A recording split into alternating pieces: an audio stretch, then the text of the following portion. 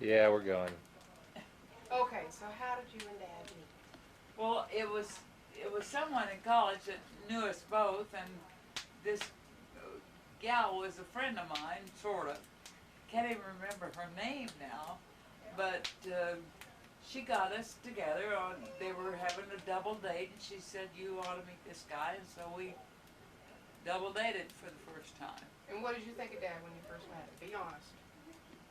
It was kind of exciting because we did go out and picnic or something at the river, I think. Now, that wasn't when he rode you on the railroad tracks with his roadster. No, not He didn't- until later. He wasn't brave enough to do that on the first date? No, we didn't do that on the first date. But he was singing in the back seat, I remember. And What was he singing? Oh, the songs of the time, you know. Oh And, yeah, those are great I'm in songs. the mood for love. that With- kind of Oh, those are You- great songs. Yeah, you're sitting there and you keep singing some kind of he had a lot of rhythm. song. Mhm. Oh, sure, he's a musician. And he would sing like that, and I'd say, "Oh, you better not do that," because they were talking in the front seat and all that. So, but he didn't. Did he? Yes. And they liked it. But I was, I was just trying to be nice and everything. So is that the way you remember I it? don't remember any of it. You don't remember any of that? What You was don't remember your talking first date, about? Dad? Well, no, I don't remember the first date or who that girl was. Who was that girl? She I was, can't think of I who she can't- might have been that would introduce. yeah. That's Would- right, it was a blind Must have date. been somebody that knew me then. Yeah, Mhm. or I think her boyfriend knew you. Then what was the first date you remember? What about it? Well, I just remember first time for dancing. Oh, really? I thought we met dancing. I see, it might have been, but I don't know for sure.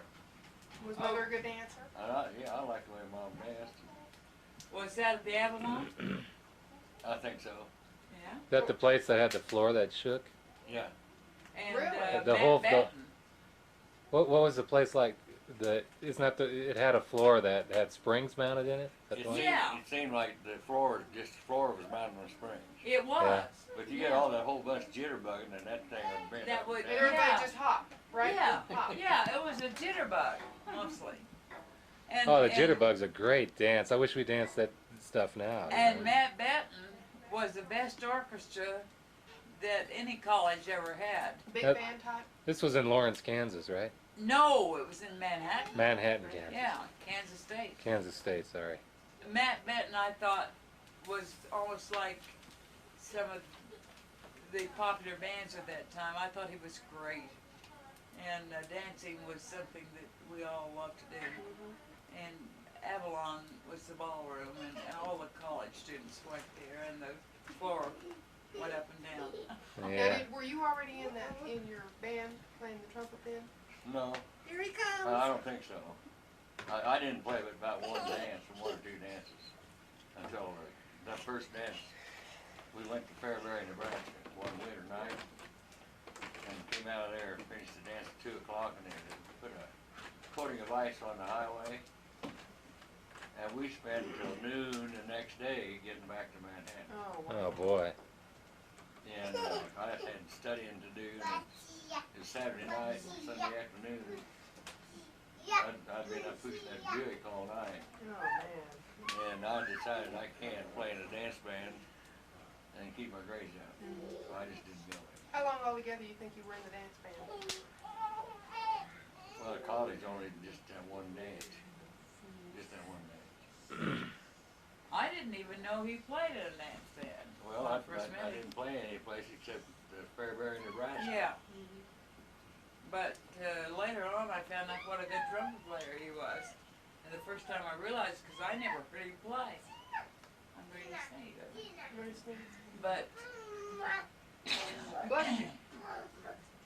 anyway, when we went to Boston, Dad had his trumpet with him. The first time I heard him play was in that Boston flat in West Newton at Boston. That was after we were married and had gone back to Boston for his job. And he played it one night and I thought that's the most beautiful sound on a trumpet I ever I heard, remember really. that too. He was good. He was very good. was. But he didn't want to follow music all his life, I don't guess. Well, how long did you date before you got married? Probably when you were a junior, or were you a senior when we met? I can't remember. No, I thought we met about when I was first started dancing. I didn't dance any of the first freshman year, Yeah. first year.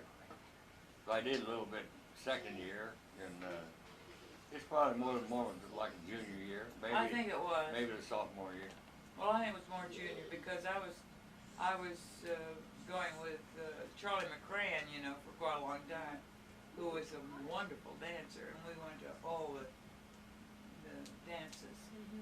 And Well, did you and Dad get married right after Dad got out of college? no, Or No, were you already in the Navy? no, No. I graduated the end of summer school in 40. We weren't married till May the 31st, 41. She was nearly a year. But I got a job when I got out of school. The first job was Phillips Petroleum Company in Bartlesville. Because of your chemical engineering degree. Yeah, and they put me on a drafting table. I didn't know much about drafting.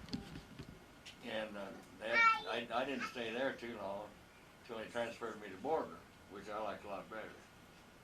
Borger, Texas? Borger, Texas, which is close to home. Yeah. And I liked the job there because they put me drawing as is drawings of the whole rice plant. They'd been adding pipelines and this and that for years, and nobody put it on a drawing. So they couldn't pick up a drawing and talk about any certain thing that wasn't there. So many businesses are like that too. And I didn't get very far with it till Jerry Lake called and doubled my salary, and I went to work for him. A quick I didn't bill. realize you ever worked for Jerry Lake. Well, he was working for, there was at Fort Riley, there near Manhattan, they started building up the cantonment. They were, what were they? They were cavalry, is what they were originally. But they started building barracks and the whole thing. And he was in charge of the concrete engineering. And we'd both worked for the highway department. And worked with him until that job was over. And Mark and I were going together to Stead's End. And the next job we got was at Boston. And Jerry got that job. And through a professor in the college. And so I got an application. I applied there too and got a job also. And that's when you had your roadster, wasn't it? No? Ask Don about the little yellow. What was it? Chevrolet? Little Chevy, Yeah. 32 or Is that what you something? had there? 33. Classic year. Great year. 33. A great It year. didn't have the fender wells, it had the tire on the back, but it had a rumble seat. Oh, that was jeez. cute. Yeah, those were the days, Oh, boy. yeah. But They don't make cars like that And now. that's what you moved to Boston in? No. No. But we double dated a lot with Jerry Mary Lee and would go out to the river on picnics, and then we'd drive all over just doing nothing, and that little Chevy fit on the railroad tracks, and we would go on the railroad tracks. There was one time I remember the train was coming, we had to get off, and we had to really speed up to get out to the next crossroads to do it. But that was exciting for me. Yeah. And It was for me too, I didn't know if I was gonna make it or not. yeah, but we did that. Whose And- idea was it? You figured it was your idea? Oh, it was Mine, your idea. yeah. I never. Oh, that's the kind of thing Dad would do, yeah. Yeah. I'd done it out in Willard. Out there, you know, and the trains, I knew when the trains were coming there, there's only one a day. But And rode the tracks out there, and then when I got up to Manhattan, I tried it around there, and I didn't know when the hell the trains are coming, they might come any time. And I remember I had to, when you speed up, it won't stay on the track, it'll get the wobble and fall off. And then you're on them ties, they're just shaking like hell. Remember when we were at the river and we weren't too thick together at that time, but we were, Jerry and Mary Lou were making out on the riverbank, and we decided to go in a boat around Oh, yeah. in a little stream that was going around the river, and we got over there and the stream ran out, and we had to carry the boat back. I didn't want to go back because we'd already been there. Yeah. Yeah. And the wall, the ditches was about that deep, you know, we had to carry that canoe up that bank. Yeah. And Oh, Lord. cause we'd come up the main river, Yeah. and we knew there's several of those inlets. But the But thing, we never did find another. We walked all the way home with that damn but the thing is, that what was the best thing about it for me was that I helped him carry the canoe, and we went through fields of tall grass and everything else, and trees and everything. What were you wearing? Who knows? I just liked it so much. Slides, okay. But Dad said, well, I've never met a girl who would ever help me do this. And Well, that's that right. was the nicest compliment he could Yeah. have paid me. Well, You're a game gal, Mom. You've done It a lot of was things that a lot of necessary women at the wouldn't touch. time. But he did give me that Most of them compliment. wouldn't think that was any damn fun at all. No. But Yeah. I Mom's turned always the, been a good I sport. turned the canoe over and got in roughly the middle of it. Yeah. Yeah. And let Mom, the little Carry the weight on the back. back, let her support the back end. Yeah, We- and guide the We thing. went through weeds and everything else to get there. Cross, Oh, boy. cross fences. Yeah. What town was this? Huh? What town was this? Time. Town. No, Where were you? Manhattan. Is This is the man. Outside What Manhattan? what river is it? I The don't know. Kansas River. Kansas Oh, the Kansas River. Right. Yeah, it goes right through there. But we had gone there, and then we went around this little thing, and I remember that very vividly. We scratched our legs and Yeah. got Yeah. wet, you know, Bushes in and the brambles brambles. and everything. And But imagine your father giving me a compliment like that. He said I'd most give girls- I'd give it to you. You've done a most lot of. girls wouldn't do that. well, they You've done a lot. Later on, you drove grain truck. You learned how to do that. Oh, yeah, You've I done all learned kinds of that. that stuff. I drove a grain truck. Well, before we get Good past night, the... little boy. Whoa, good night. Good night. I'm interrupting you too. That's all right. Good night, Bob. That's- Yeah. Oh, God, that hurt my tongue. oh. Good night. Tina. Sorry to interrupt your thing, but yes, good night to everybody. I love how he says my I name. love you. Yeah. Yes, I do. Okay, hopefully I'll get him out of your way. Okay, before we pass Okay. the college years now, I Yeah. want Night, you to tell me Cary. about how when you made gin in the chemistry lab with your friend. Don. Did you know Oh. Well, that? that was Glenn Kirk. Here's one. Glenn Oh, Kirk? glad, yeah. He was working for the chemistry department. I didn't know that. Yeah. We always made, beer and something else. You make beer too? No, we didn't make it, but we, I roomed with some guys that made it. yeah, Oh, really? Made beer, yeah. and it blew up. Pulverized the damn bottles. There's a restaurant below. Came down through the floor. Oh, God. And one of the guys that helped make it saw it, worked in the cafe, in the back of the cafe, and he saw it coming. He said, "Oh, somebody's left the bathtub on.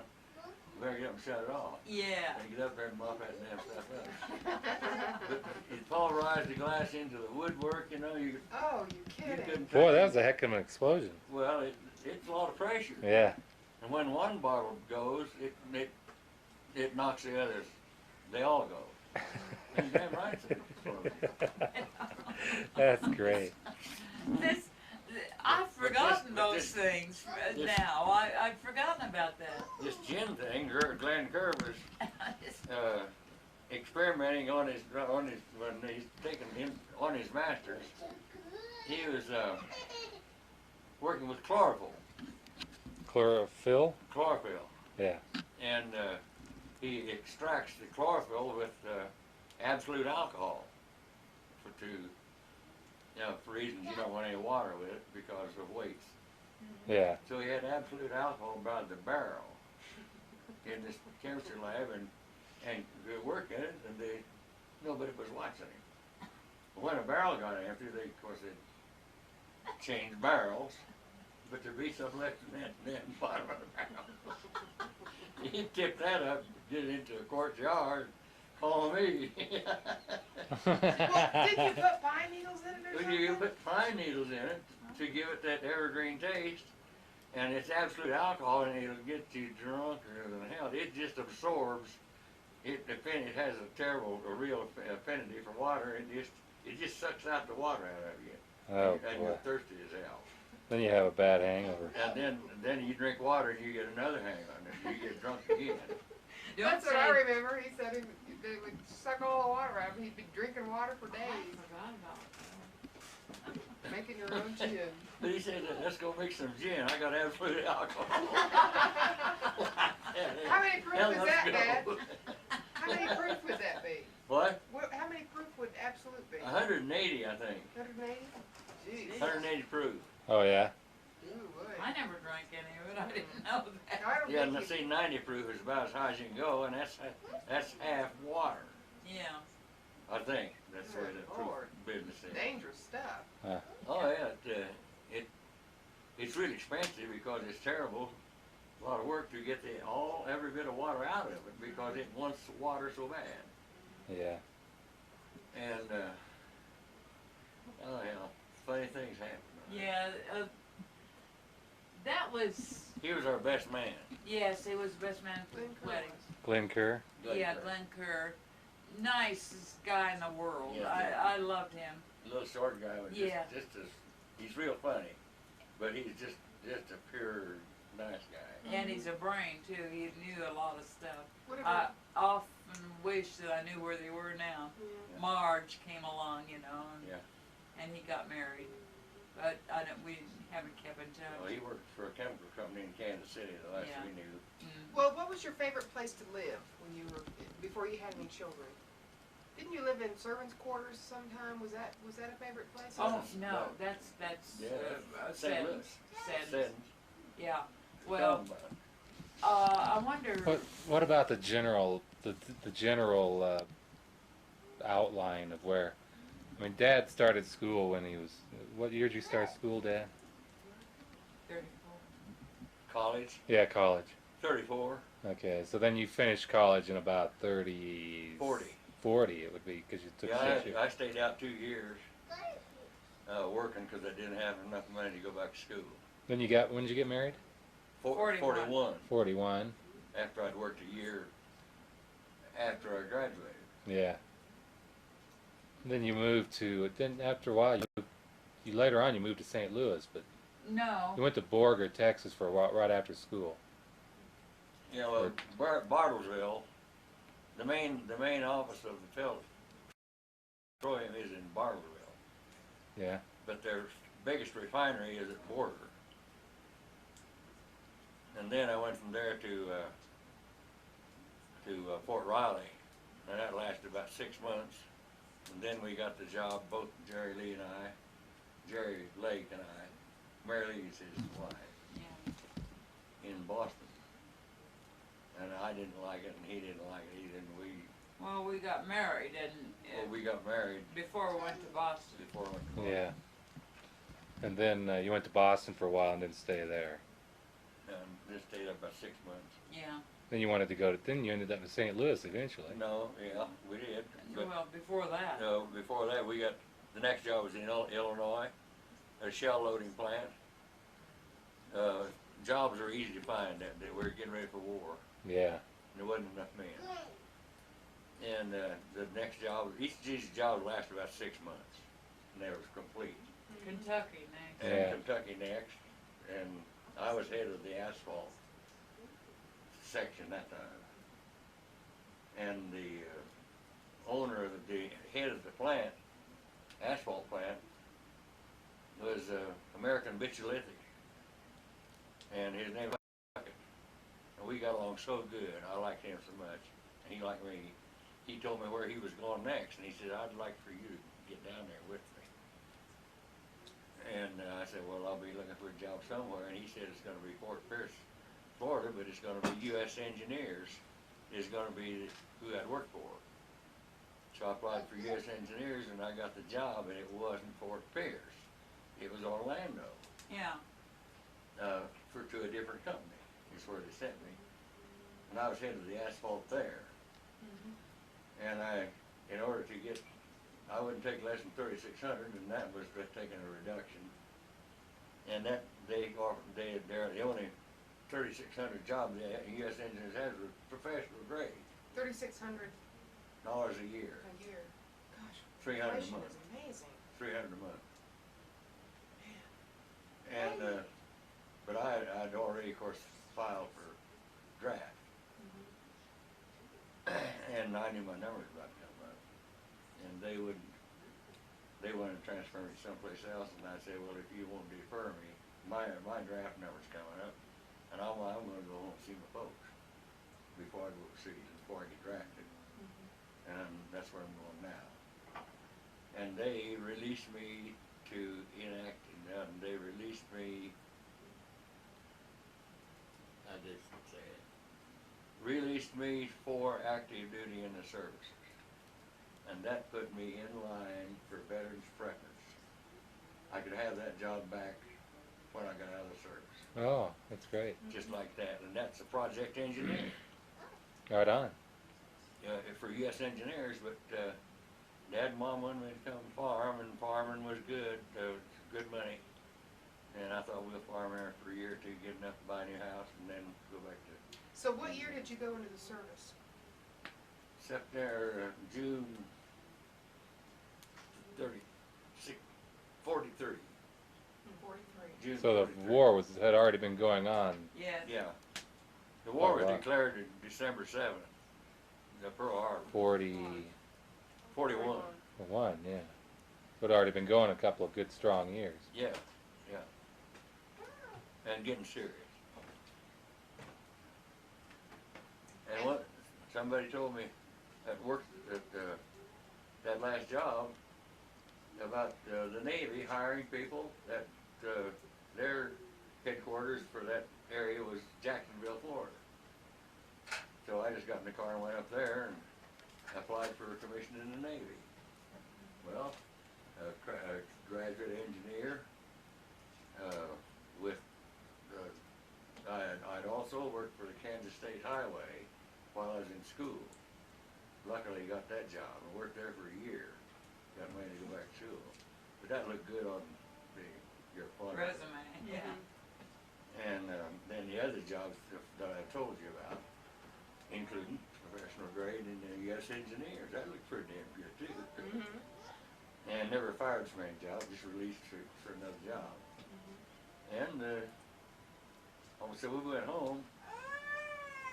We'd bought a trailer when we went to that job in Kentucky, because you couldn't find a place to live. And we had that trailer, we took it to Florida. Then at the end of that job, her mother was at Parsons, Kansas. We pulled the trailer from Florida to Parsons and left it there. It's in eastern Kansas. And went on out to visit Dad and Mom. And in just a few days, I got my induction orders from the draft board. They said, be on the train at Rolla, Kansas next Wednesday.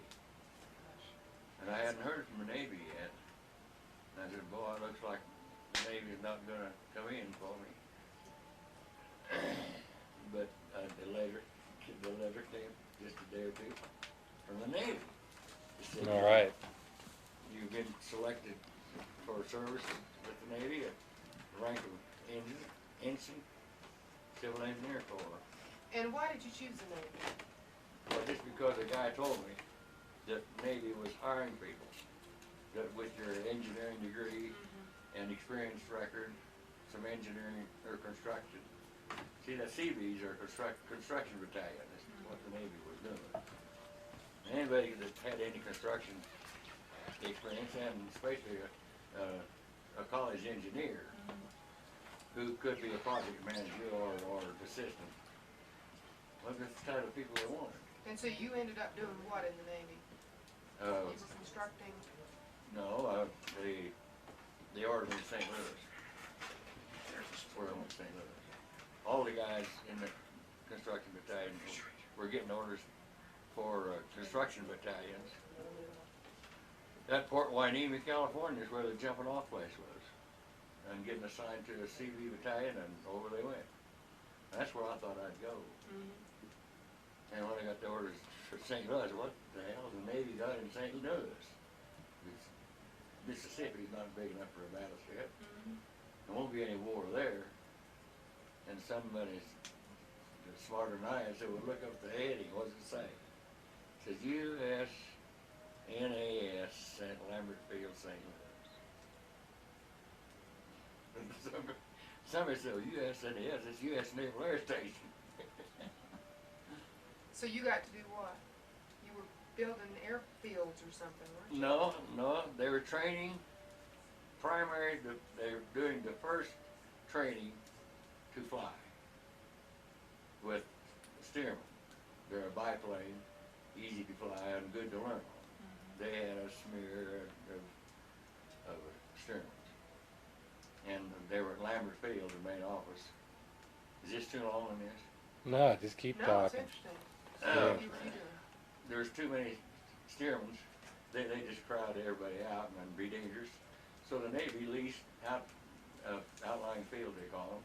They leased land to put a circle on and have these steermen come out and shoot landings on that and take their training there. And one of these seven outlying fields that they leased was a smart field where they had built a whole lot of concrete runways and built up buildings, and there's quite a few naval personnel there. I mean, Public Works.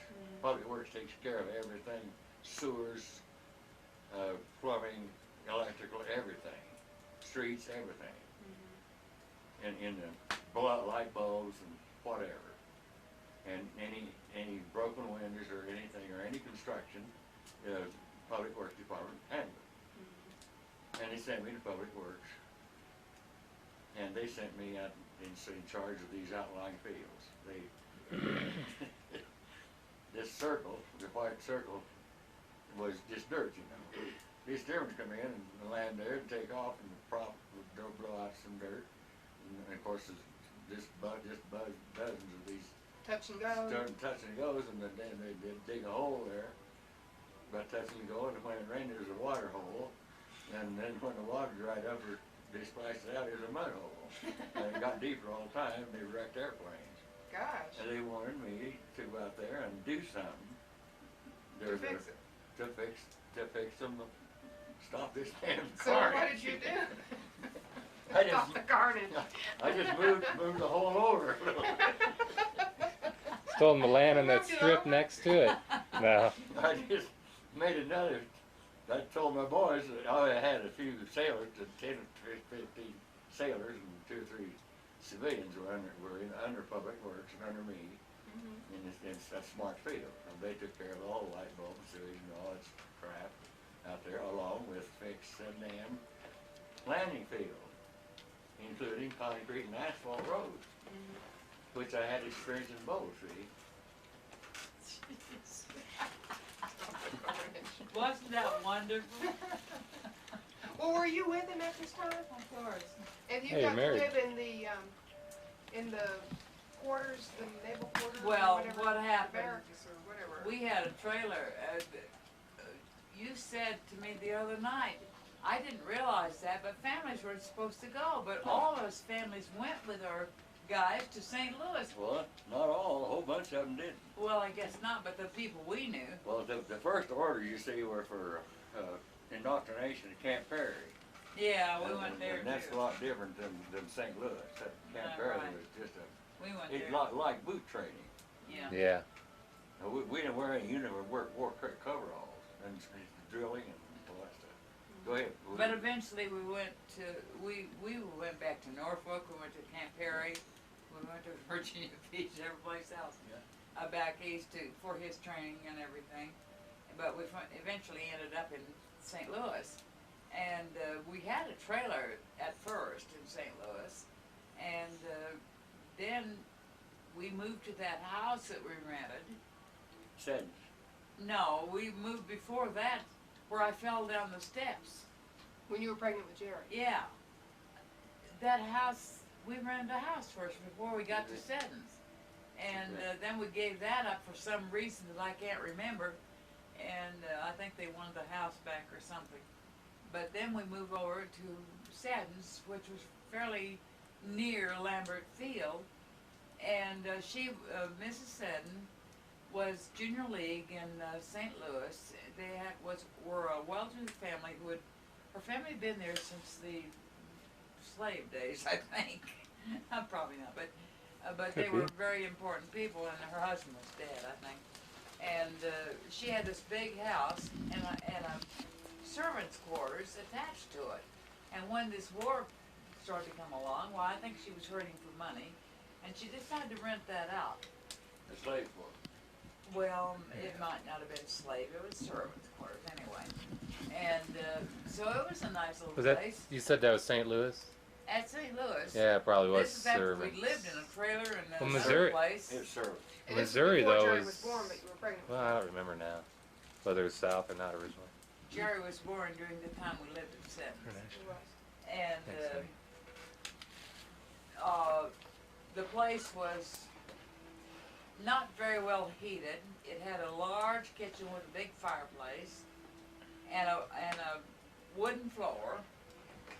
And the cockroaches every night you. would come up if you turned the light I on. remember, yeah. And then in the bathroom, it was not well heated, and it would freeze in the bathtub in the wintertime.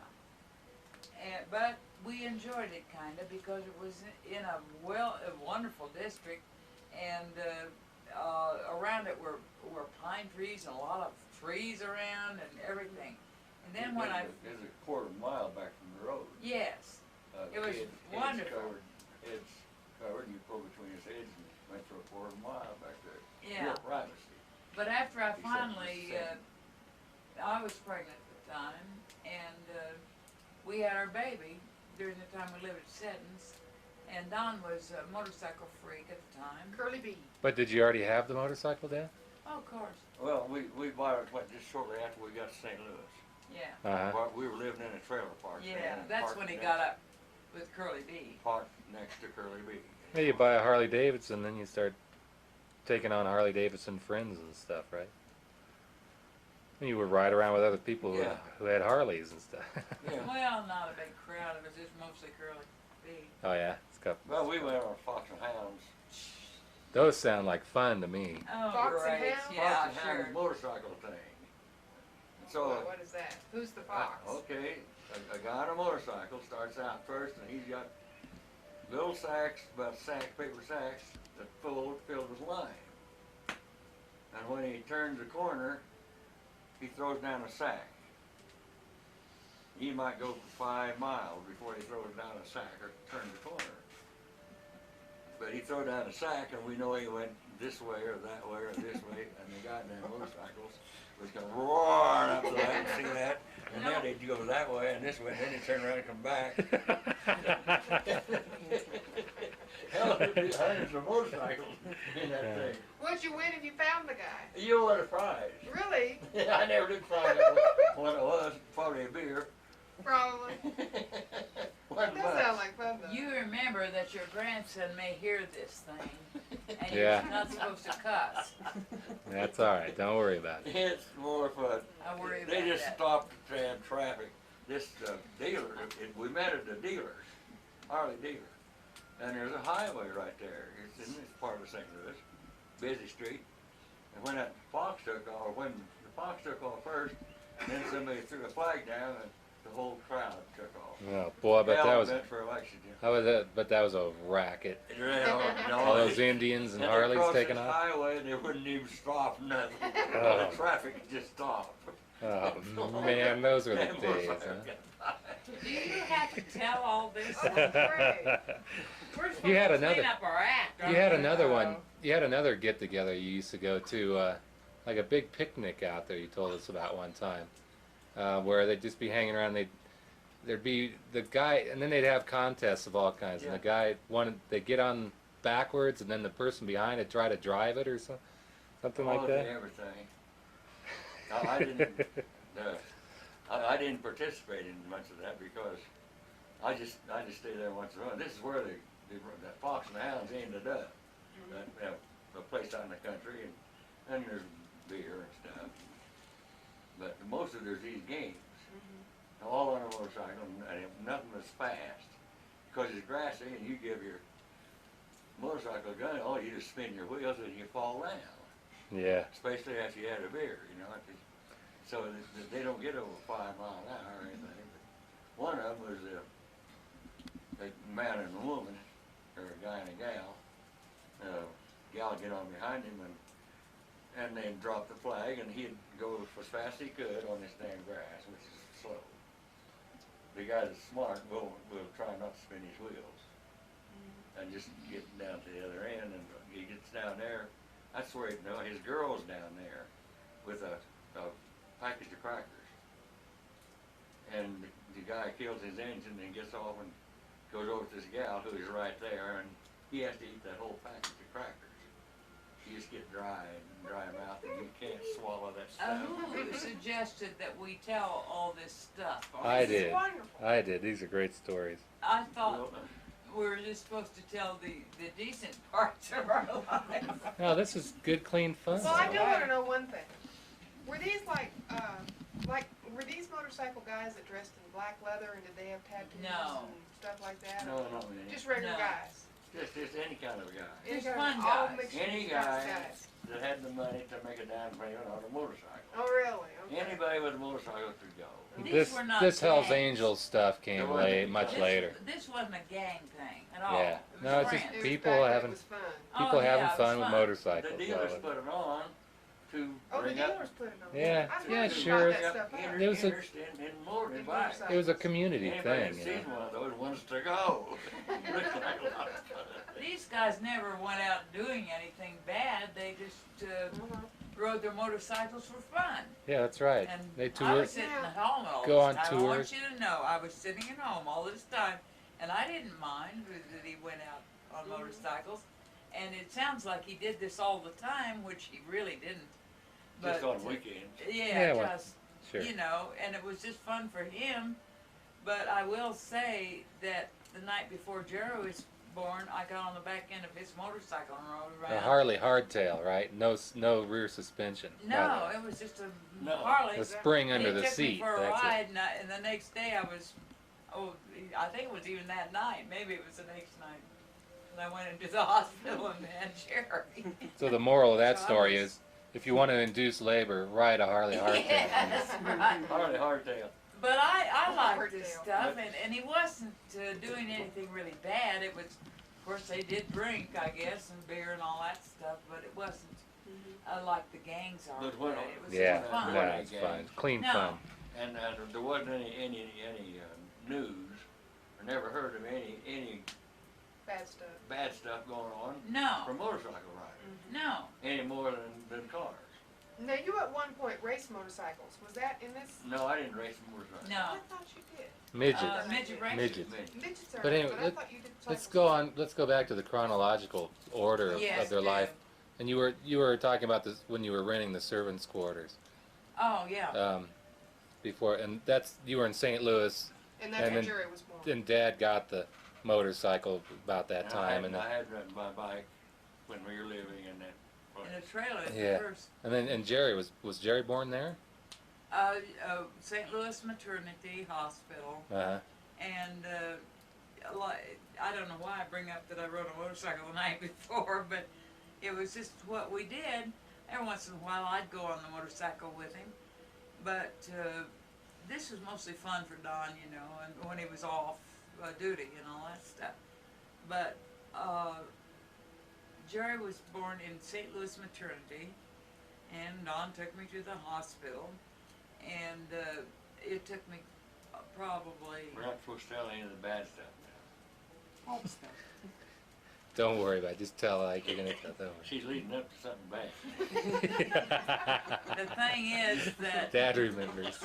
I was in there all night. I want all the details. We want all the bad stuff. Yeah. Makes it more interesting. These are real lives we're talking about here. I huh? know it. And, So that's and the way it we're is. on this talk thing that really bugs me because I don't like to, register all this for my grandchild. To think that his grandparents These are are the- wild and woolly. These are the stuff the legends are made of, though. All right. At any rate, we never got arrested or anything. I mean, Don didn't, and Oh, shoot. No drugs ever. no drugs or anything like that. But it was just fun for him. But we went to the hospital, and I think it was Jerry was born the next night. I think around midnight, I believe. Well, Don waited outside for me a while, and then he went down to the nearest saloon or the bar or wherever it was, and then he came back and sat on the grass while I was going through all this, you know. That was before That we was- went into labor. That was customary at the Yeah. time. I guess. Yes, it was. Yeah. Well, I thought the doctors know what the hell they're doing, and what I can't do nothing. Yeah. I've already done all the damage I can do. But I'll never forget the little intern who sat with me, where you should have been sitting with me, holding my hands, and I would grip the back of the bed, and because it was painful, you know, and I would cry. I mean, tears would roll down my face, and he said, this little intern would sit there beside my bed all the time and grip my hand and A say, little boy, a young man. a young man, yeah, Yeah. well, he was Was a he nice cute? guy. Yeah, he was. I even think he was Jewish. Anyway, he was nice, and he would say, now listen, don't cry, it'll be over pretty soon, and you're too pretty to let these tears come and all that stuff, and it was just wonderful. And then they gave me this twilight sleep, which was a big thing at that time, and later on, twilight sleep was rated as something that would destroy your child. Yeah, You it's know, banned eventually. it was banned, and that was to ease the pain, you know. They didn't give me that until I got into the operating room, or whatever they call it. You had a natural birth, right? With Yeah. Jerry, natural. Well, they gave me twilight sleep. to But you try- didn't have cesarean any Oh, time. no, nothing like that. But she was born upside down. I Oh, mean, her what, face feet- was down or something. Oh, Yeah. Like Oh. Cary. like Yeah. Cary was too. Yeah, That's called back That's labor. posterior, isn't it? whatever. They call did. it back labor She because it's came out wrong. faced up actually. Whatever Anyway. she was, she came out the wrong I mean, she came out different than you should, you know. The face Yeah. should come out first, but she came out the other That's way. probably why they had to give you the Feet first. twilight sleep. Feet first, Oh, yeah. that's breech. They usually do cesarean. No, for breech. whatever it is, she was. Her She was face going was backwards. down. She was backwards. facing the wrong way. Back, Yeah, it's called right. back labor, Right.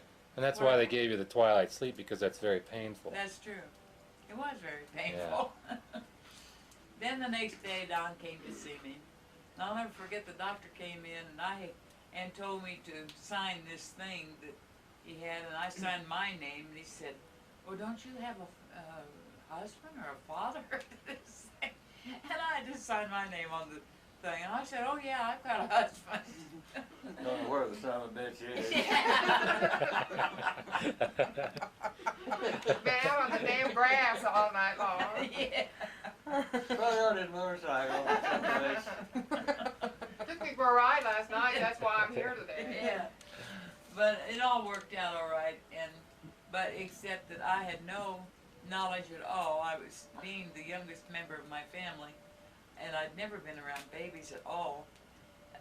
And so Jerry cried a lot, and I didn't know what to do, but I would take her, I would bundle her up, and it was September, and it wasn't all that cold. I was so afraid she'd get cold. Oh, I would take her out. Seddon's had all this nice place out around, you know, through the trees. I'd walk around with her. And Mrs. Seddon came out one day and she said, why are you bundling that child up so? I said, well, she's a newborn baby. She's got to be warm, you know. And that's how much I knew. And then my mother came for a week and helped. And I was trying to nurse Jerry at the time. And she just cried and cried and cried. And Mother gave her tea. She said, well, I used to give the children tea when they were crying like this. So she tried tea to calm her down. Finally, I had to take her back to the pediatrician. He said, all the matter with that child is that you aren't feeding her enough. So we put her on the bottle, and every other baby that I had, I put on the bottle right away because Save the trouble. yeah, That's what happened with us more or less. Too. yeah, but those days were fun for both. I mean, we had a good time. We had a lot of friends, and the reason uh, the lieutenant commander or whoever it was, who was Pendergrass, Lieutenant Commander. yeah. Anyway, he had a big house out in the suburbs, and he invited us all for New Year's Eve, and he swears to this day that's why I got pregnant. Yeah. At any rate, we did have I think of that time as a good time in St. Louis, really. I mean, we had lots of friends and lots of fun and had a baby and There's a lot of good guys in there. a lot of good guys, yeah. The officers. And we enjoyed that time. How long were you there then? How old was Jerry when you moved on to what your next step was? We went back to the farm then, didn't we? Right Yeah. after St. Louis. Yeah, they released me to inactive duty, which means they can call me back out. Was the war over then, or? Yeah, the war was over. Yeah, because you were Well, born in 45. That's right. Yeah. Sure. Just barely over when we left. Yeah. And, Excuse me 1 second. Did you tell the story about that I've heard a bunch of times about you bouncing down the steps? I didn't tell it. I think he was concentrating on Don at the time. But we had rented a house. We had a trailer, then we rented a house, and it had these back steps. And can you believe that every morning when Don would go off to work in the Navy at Lambert Field, I would go out and kiss him goodbye and say goodbye to him. He had his car parked out here, and me sticking out in front, you know, and all that stuff. But we were very close in those times. I never kiss him goodbye anymore, but then I did. So I'd been out there, and it was a cold day, and the steps were slippery, and he'd gone out to his car, which was parked over here somewhere away from the steps. And I turned around and said, "What's those steps? They're icy." Yeah, and just as he said that, And she went. yeah, he thinks it's so funny. He's still laughing. He He's does filthy. that. It's the same way with the motorcycle crash. it never fails to make me look. It looks funny. Yeah. Guy, man. You know, it gets to rolling good, and something happens, and it crashes, and the motorcycle goes one way, he goes another. Yeah, but It's always funny to me. his poor pregnant wife, trying to kiss him goodbye on the day when he was going off to work, and bouncing down the steps on my behind. He stood out there in his car, and I'll Well, never stomach just forget gone him like- laughing. Yeah. Yeah. I'll bet there's a lot of great deal of motion there. So what did you To do? quote Ernest Hemingway. Well, Did you get up or cuss him he out? helped. No, I didn't. I thought just for- took it for granted because it always That's happens. the great thing is rust busted. He always, I Always seemed to takes be off, all so- right, you know, but he came and helped me up the steps, and I went back in the house, and he left for work. Well, you were strong. You could carry 2 buckets, right? Right, well, that's what I say I did, but I didn't really. That's the kind of a wife he thought he needed, somebody who could carry 2 buckets, you know. I never did, but that's always the big story. But anyway, Don laughs at things like that, and he still does. Well, she's laughing. Well, it's a funny story. I mean, it wasn't Everything funny at the came out time, okay. No. even though Dad laughed at the time. Yeah. But, But I lived with him long enough to know that he always laughed at stuff like that. Oh, Lord. Okay, so we're going on now. You So moved Dad was back ju- to the farm. Dad was just getting released from active duty. Yeah. We came back to the farm. How come you went to the farm? Dad was having dizzy spells, and Mom was worried about him, and well, I was too, and still trying to drive that old cat. Yeah, Cat 30. Yeah. Yeah. And he's making farming was good. Price was high, and the crops were good. And Was it I Milo or- could make four times Milo. as much money farming as I could any job I could get. Huh. Of course, I could have gone back to St. Louis and worked for that Roy Puckett. By the way, one day Curly B and I went. I found out how like American Bichalytic was home in St. Louis. One day I called him up from the Navy office and asked if there's a Roy Putnam around. He said, well, he's not here, but I can get him in a minute. And I said, well, where is he? They said, well, he's out 30 miles east of St. Louis on a job with his plant. And I said, well, where is it? Up there. And the girl told me. I said, I used to work with him. And I thought a lot of him. And I like to sing him. I'm in the Navy and I'm stationed here at St. Louis, Lambertville. You have a Kleenex in your I pocket. know it, and I should be doing so. I Yeah. got onions on my fingers. Oh boy. I suppose And that's my fault. B and I rode out there one day to see him. And he recognized me. I was in my uniform. He recognized me right away. And he said, well, when you get out of that monkey suit, come see me. You got a job.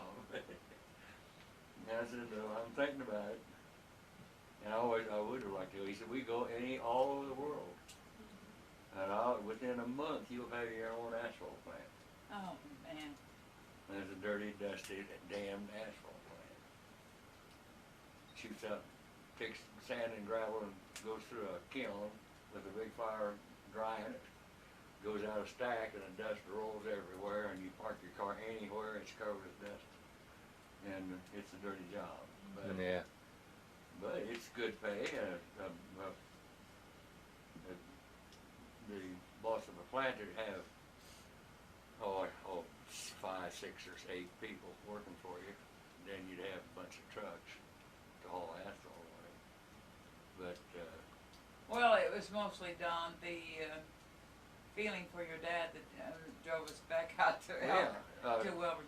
see, I got a brother and 2 sisters, and they're all married, older than I am, all married, all have jobs. And they can't go help him, it's up to me. So that's what I did. I'll never forget So Paul. I'd do it again. Yeah, I know. I hated it to think of it, but I could see why he was doing it. Well, that was the right thing to do. It was the right thing to do. You'll never forget Paul what?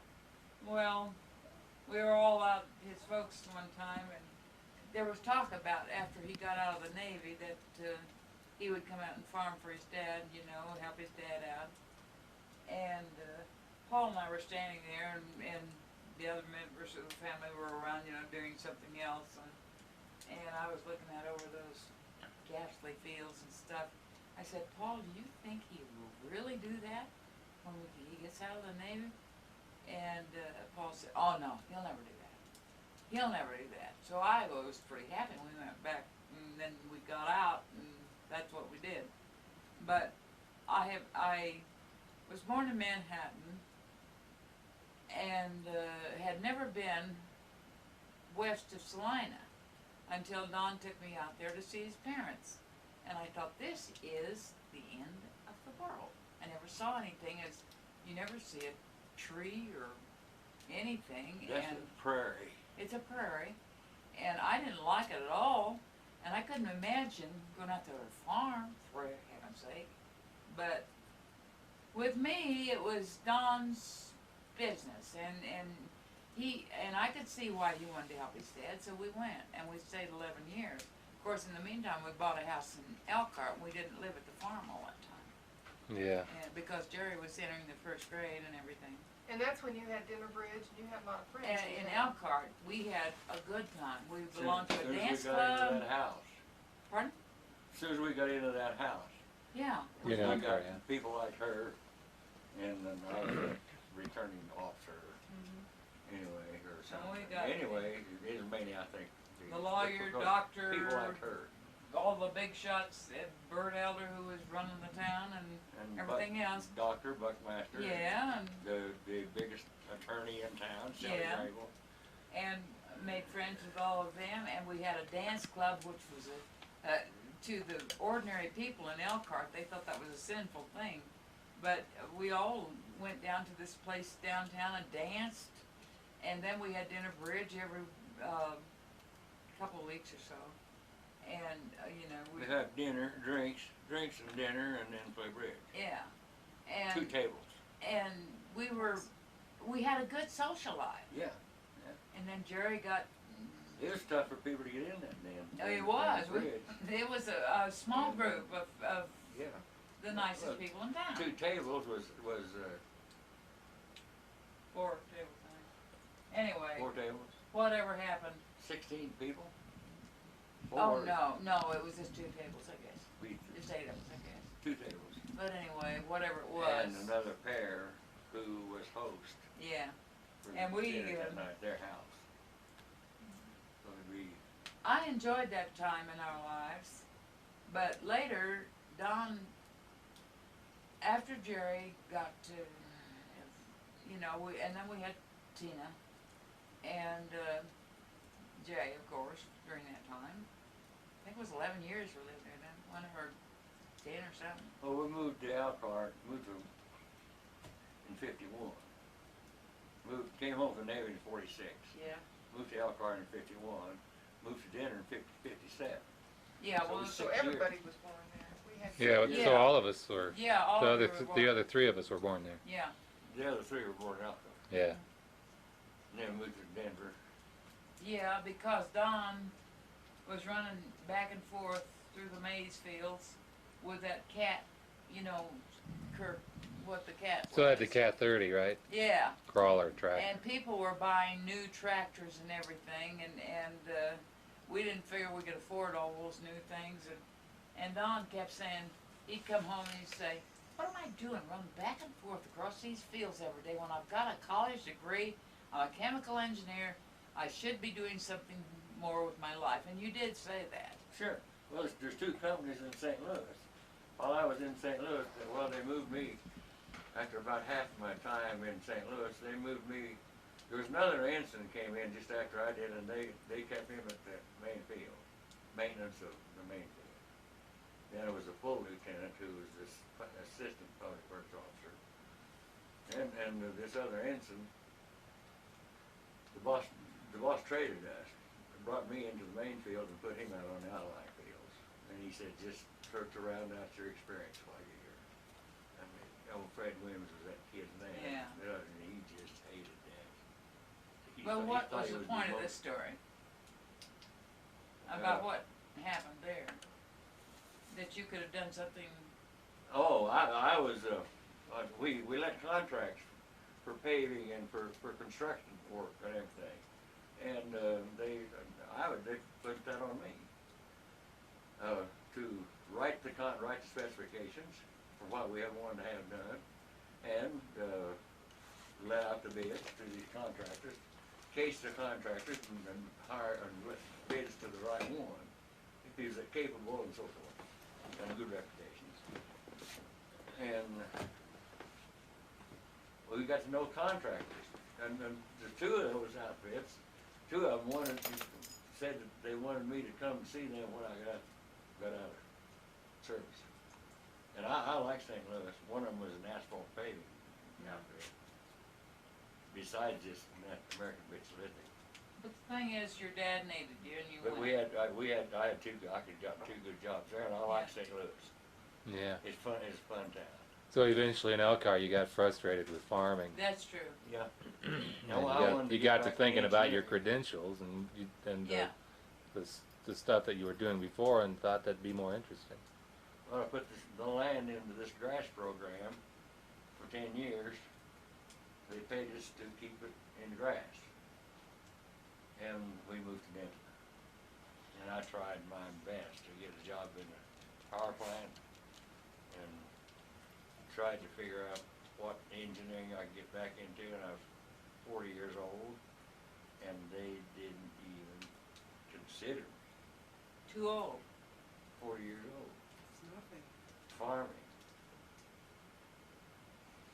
And, I remember how many resumes you sent in. yeah, I really tried. Yeah, and you got in the machinery business because of Bud, didn't That you? must have been pretty disheartening. It was. Yeah, it must have got Pretty depressing. pretty depressing. You know, Yeah. I had to have a good job, pretty good job, because I had a family of 4. And, Bud came along and said, you can make $1,000 a month if you work at it, selling feed wagons and bale loaders in Colorado.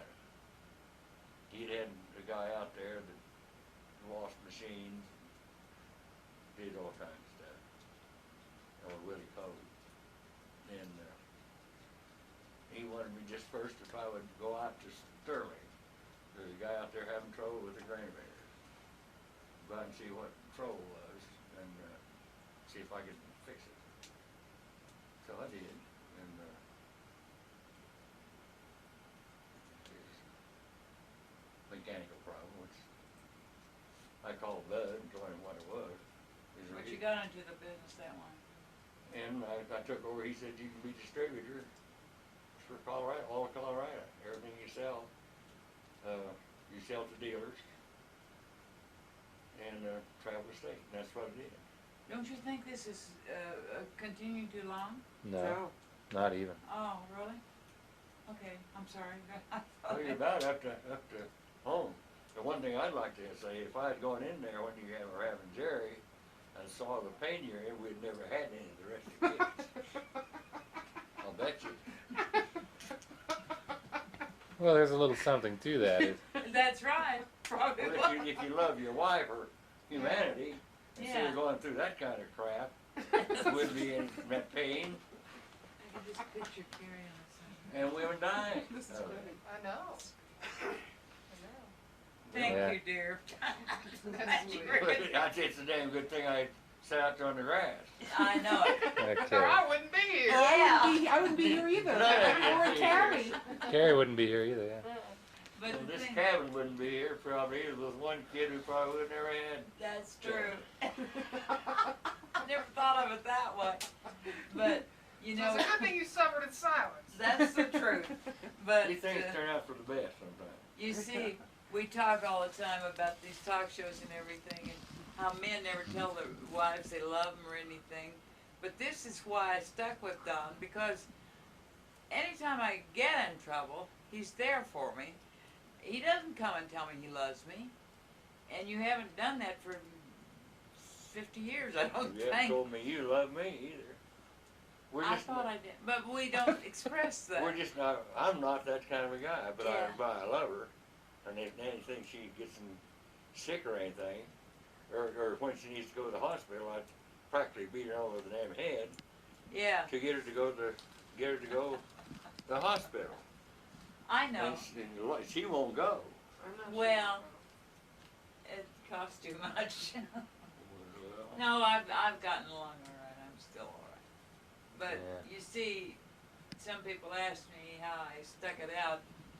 I've always had this feeling in my heart that Don cares for me very much, and even though he doesn't express it in the way that a lot of people think a husband should, you know.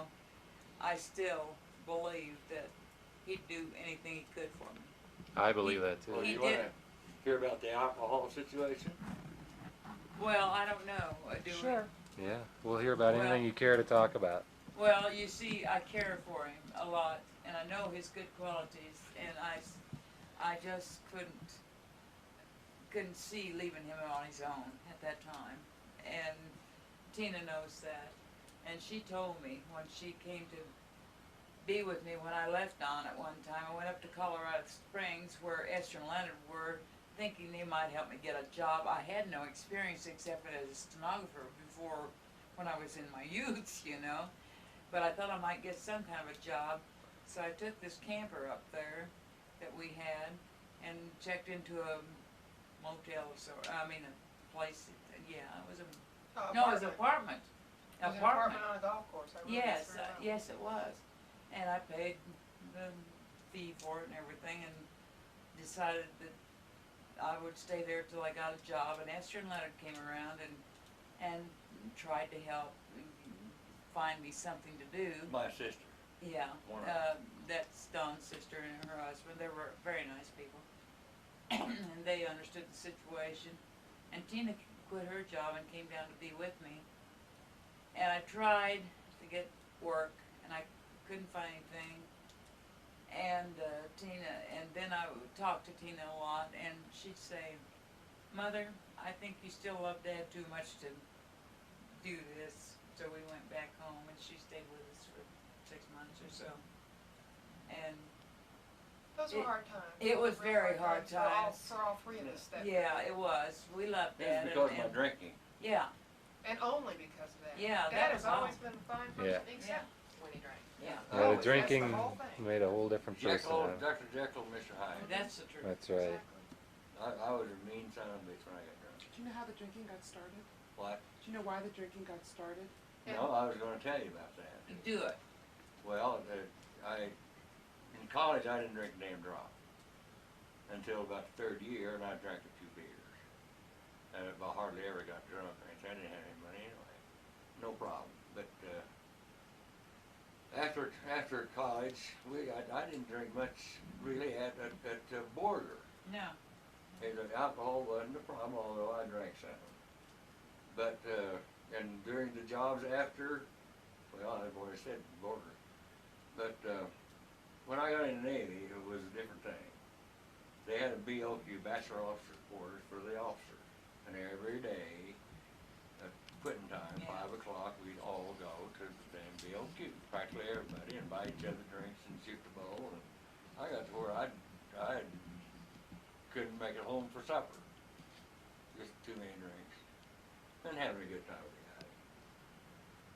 And it just gradually got worse in the Navy, quite a bit worse. But still wasn't as bad as it got later. And then I came home farming and still drank some, but not too bad, not No. too bad. More socially than. Socially. But Mom says then we moved to Denver, and then we started building a house in Loveland, and Mom said right then, during the building of that house is when I started drinking a lot That's more. true. You were up there by yourself building that house, worrying about it. Yeah. The pressure and the Yeah. loneliness and. Yeah, well, I Awesome. stayed up there. When I got lumber piled around and stuff that could be stolen, why, somebody should be there. And I didn't trust anybody but myself, so I just got a bunk up there and stayed one night. A lot of times didn't eat, just drank. Yeah. And then we came back to farming, and I really got bad in farming. Oh, I was still living in Loveland when he went back to farming. Yeah, that's when it got bad. That's when Yeah. it got back because I had he to was come- by himself Yeah. on the farm. And Yeah. I'll tell you, lonely is the- a bitch. It's Lonely, a bitch. yeah. Yeah. Yeah. Lonesome. And You were supporting a family and yet you were spending all your time by yourself. Yeah. Sending Yeah. the money home and Yeah. I that's spend it. $1,000 a month. So what had happened is the farm machinery business wasn't cutting it, and you decided to go back and Well, also open the picture farmhouse. business, I mean, yeah, we got was in a the big- picture business too. All right, Okay. authentic Let that- reproductions. All right. Well, the land came out from under the 10-year contract is why I had to go down there. I'm the guy that put it in the grass. I was the guy that take it out of the grass. Yeah. Get it back in production. And I decided I couldn't hire anybody or I'd be down there all the time anyway. If I hired somebody to plow that and get it back, I bought machinery and left Martha and the kids at Loveland and went down there and invested in the house we lived that was on the farm where we live now, batching. And when I'd finish an operation, have enough time, but I was drinking all the time. Yeah. And I'd drink at night and sometimes couldn't get off the damn tractor and find my way to the house hardly. I never did steep away from the house. I always find my way to the house. But I didn't really drink it. Now, let me understand too, the 10-year thing was over with the grass and you were making money each year on that. So the fact that you didn't have that money anymore made you go home to farm. Well, yeah, that's, yeah. You it needed Part that of it. money. It cut down on my income. We owned the land. Dad and mother owned the land. And somebody had to farm it. And that would be better than, I thought, than selling machinery over. All right. Well, there was a drought in Colorado and machinery wasn't going well too. No, farmers What? weren't doing good. No, the farmers The were doing machinery badly. business wasn't doing good. And you went down there thinking that you could go back to farming and get enough income to keep us going, you know. But this being alone was what did it, and I guess I was pretty dense. I didn't realize how bad it was for him to be down there by himself. And you kids were in school, and the boys especially, you I know. couldn't break that out. Yeah, I that's couldn't true. make you come down there. That's true. None of you kids are hitting my guts. You all Because, wanted to go stay in Loveland yeah, in school. we had a nice Not house. go down and- to Elkhart and go to Yeah. school there. So I was in a bind. Yeah. And I knew drinking wouldn't get me out of it, but Hooked by I then. was in it. You were hooked Yeah. by then. How long were you down on the farm by yourself before they came 4 back? years, You were down on the farm 4 years by yourself? yeah. 4 years. Wow. Well, when harvest, when planting and cultivating would get over in August 1st, I'd come home. There was nothing to do down there until October when the harvest was. The crop was laid by. Yeah. So I'd come home then for 2 or 3 months. Then as fall frost would kill the crop, as that time October came, I'd need to go down and get my combine and truck ready and get ready to cut maize, which would take a month or 5 weeks of running the combine and driving the truck. You couldn't hire a decent truck driver, and didn't really have the money, didn't want to spend the money for a truck driver. And I'd cut and haul all myself. It got to where it was a bitch. Yeah. And Paul would come down there to help me, and he wouldn't help me. He always liked to argue with me and argue me down on some thing. Paul's your brother. Yeah. Uncle Paul. And which did me no good. And also, I said I was going a mile through, and if the maize was pretty good, I couldn't go a half mile. If I had 3 trucks and I could go a half mile, 3 trucks would do it. So I'd drive a combine a half mile and dump here, half mile to the other end and dump in that truck, back half mile and dump in this truck, and another half mile. It'd take 3 trucks. And when one of them got empty, I'd have to take the damn thing to town. Well, Paul would do that. But every damn time he'd say, your trucks are in the wrong place. How come your trucks are here, scattered here? I said, Paul, it's the best way. I haven't got time to argue with you about it. And he'd hound me and argue with me about it. And he went 2 or 3 years. And finally it got to me so goddamn bad, I said, I had cut 3 weeks that year. And I was pretty damn tired of grinding at the combine and hauling the trucks to town. And he came and wanted to change the trucks around. And he said, well, now, I was cutting up on the north side and I was ready to move down to that 80-acre piece. Now, I said, we can cut that out down there in a day, about 2 days. I said, Paul, don't come down here and put a damn deadline on me. I've been here 3 weeks and by God, I'm tired. While that car, first thing you want to do is dump on the go. If he wasn't there, I'd stop, get the truck, and rest while that combine unloaded in that truck. He went unload on the go. I lose that break. It got too much for you. And I finally told him, I said, Paul, I have to go to town for groceries and milk. I'll be gone about an hour, and by God, by the time I get back, I don't want you here. Get out of here and quit bothering me. I get along better by myself. That was after 3 years of doing it with you? Yeah. Yeah. He'd What a shame.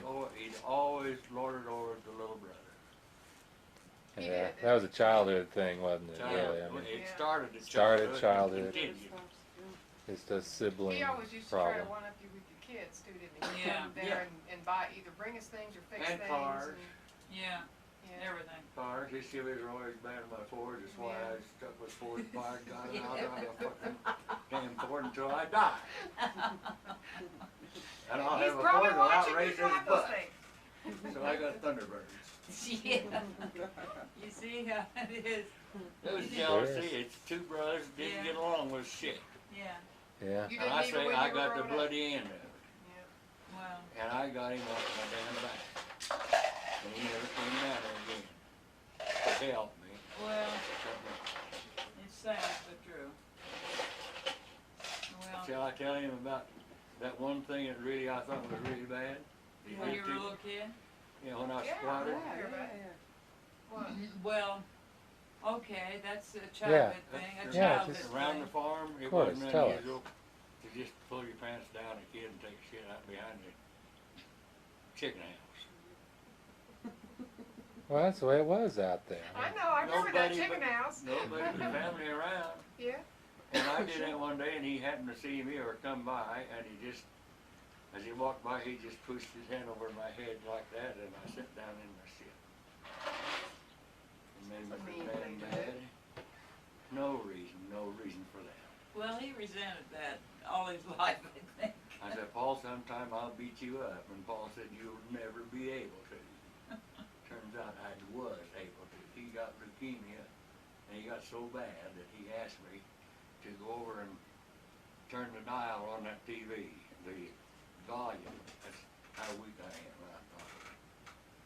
Didn't say anything.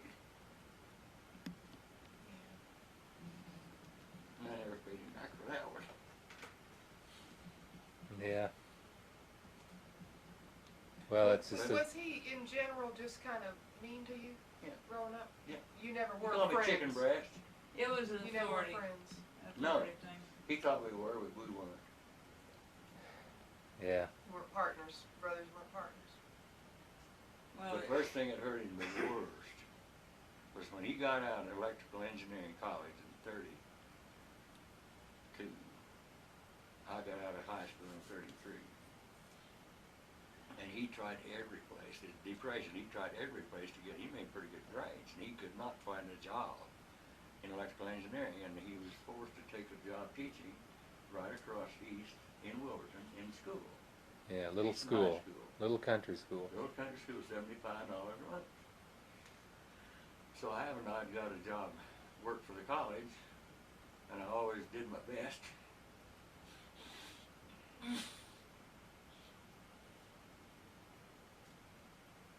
This is where we get the sentimentality. I'll tell you what, we all cry at the drop of a hat when we get this from the Snyders. right. Oh, I understand that. It all worked out. So he taught there? Yeah, he taught taught there there, at school? and I had to work for a applied mechanics professor on his for 35 cents an hour. And I got along with him real good. He said, well, Ron, what are you going to do this summer? I said, I don't know. Farming wasn't any good, and Dad didn't have any money. And I'll go home. And he said, well, why don't you try to get a job with the Kansas Highway Department? And the machinery that the Highway Department used would belong to the college, state college. And it was right there by his office. I got to know all those every guy.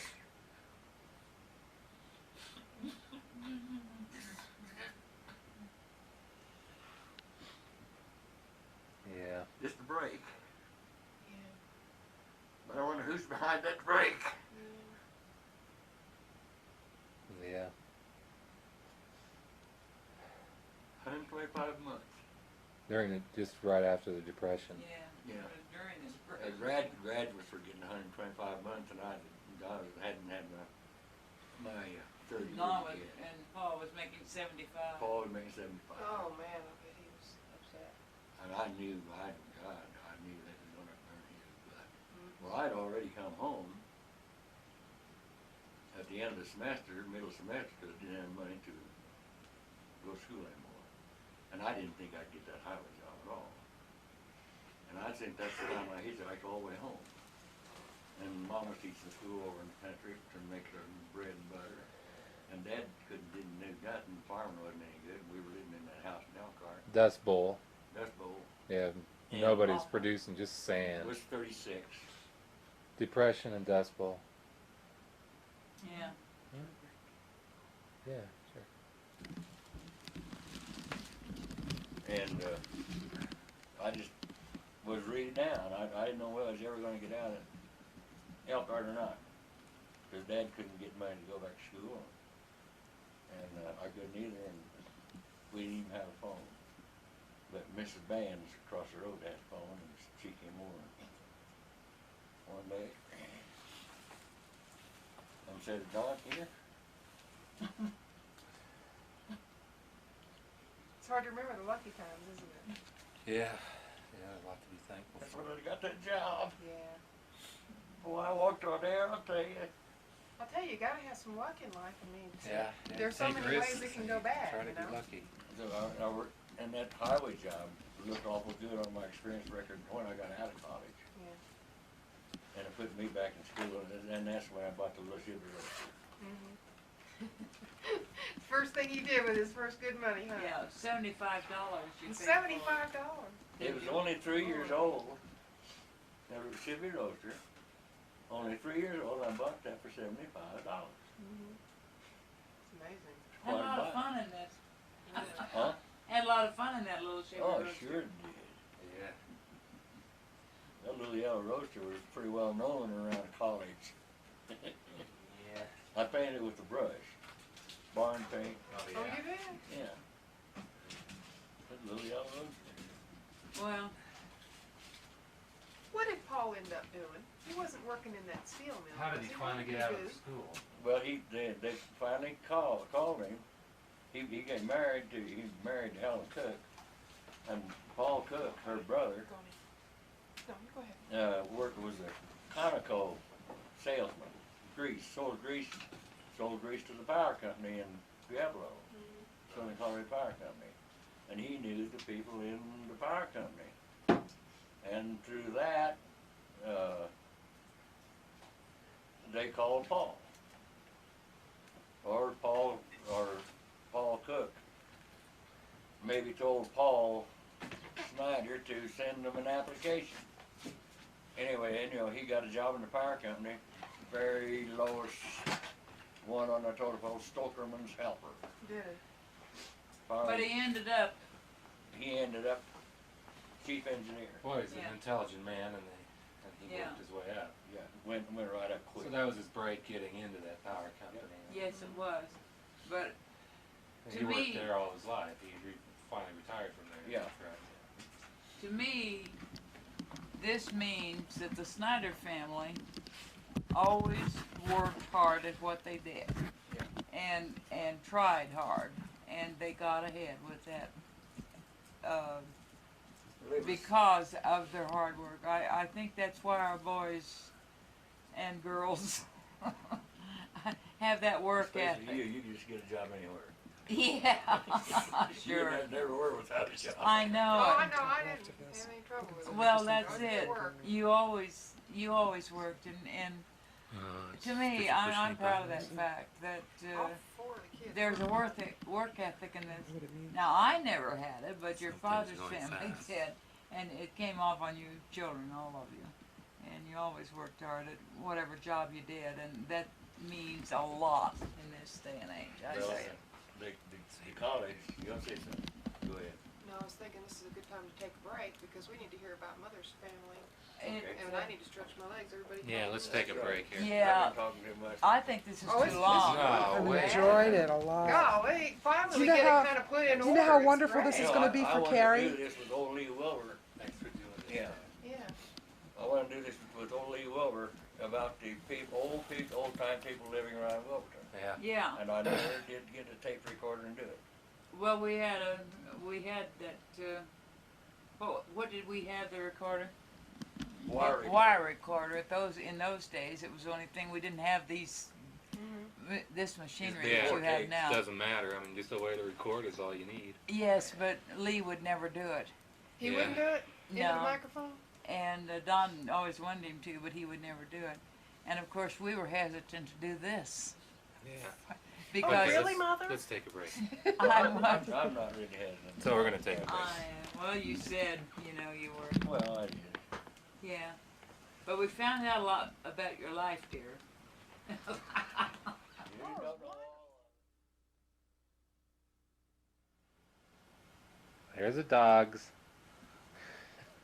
Quietly listening. Okay, Are we're you back. doing this now? I'm doing this now. All right. You're on, Mama. All right. I'm Um, on. So we talked a lot about how we started with when you and Dad got together. Yes, but let's start with a little history of the family, Sounds of great. my family. I'd love to. And my mother's name before she married was McLaren, and her father's name was John D. McLaren, and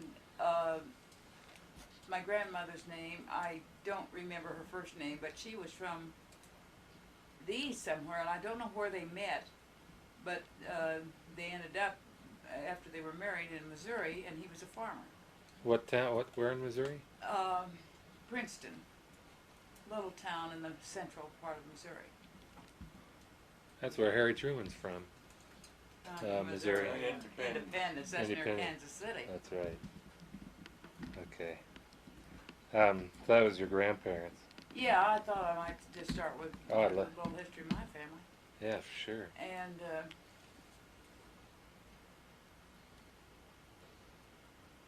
maybe I should wait until that gets fixed. Or It's something. done. It's going. Oh, is it going? Hmm. Okay. Mother came from a rather large family. I think there were 9 children in her family. And she was a farm girl. And my aunt Pearl was older, so she met a Dr. Marion Rogers, who was a doctor and studying, I think, at the same time my father was, in Kansas City at the medical school. And so Aunt Pearl met my father, and she thought that would be a good match for my mother. And my mother was 18, and my father was, I think, about 18 years older than mother. But they met and fell in love, and they were married. And they moved to Manhattan because my father's father was already established in Manhattan. My father was Fred Lee Murdoch, and he was born in near Cooperstown, New York, in a little town called Toddstown, I believe it was, near Otsego Lake. And his father decided to come west because he had people in the west somewhere that he knew, and he decided to come out and make his fortune in Kansas. So they settled in Manhattan. And my grandfather, whom I never knew because he died before I was born, his name was Welcome Murdoch, and he established, he bought a building right in the best Main Street block of Manhattan, and also he bought what they called a ranch in those times. I don't think it was more than 500 or 600 acres, but then they raised cattle out there. And he was quite well-to-do, and he established my father, and my father decided when he was going to school, he became an MD, he got his MD certificate, then decided he wanted to be a dentist, so he went through dental school, too. Wow. So he was an MD and a DDS. Yes, that's true. Wow. In fact, he always had that sign on his office door, MD, DDS. Well, that's pretty. Well, it That's quite an came in accomplishment. rather handily later, because after the stock crash of 29, where my father had all his money, most of it, I guess, he went bankrupt and Lost the ranch, right? Yes, eventually, and yes, he did, and he also lost all the stock he had, and so those, and of course that was the start of the Depression times then, after the stock market crash of 29, and he since he was a medical doctor too, he made a little extra money aside from his dental work by going around to elderly people who needed him to tell them what was wrong, and also, you know, he made house calls and that sort of thing, just for extra money. Anyway, I was just trying to explain that it did come in handy later to be Sure. both an MD and a DDS, but then he also had diabetes, and he was forced to retire when he became ill. But Mother was a very social woman. She belonged to all the clubs in Manhattan. All through the 20s, she was busy doing things with, she belonged to many clubs, and What was your mom's name again? Bessie Lee Murdoch. She's Oh, her McLaren was her maiden name. Bessie Lee She McLaren. was a Yes. beautiful woman. The pictures I seen of her, she She's very attractive. knew how to dress. Yes, she Yeah. wore wonderful clothes. Yeah, very stylish. And I had two sisters. Diantha was the oldest. She was 10 years older than I, and Claudine was 6 years older than I. And So you were the baby just like me, I was. Just like me. just like Dad. Yes, we're all babies All the together. babies. Well, us babies, you better stick together. Yes, that's right.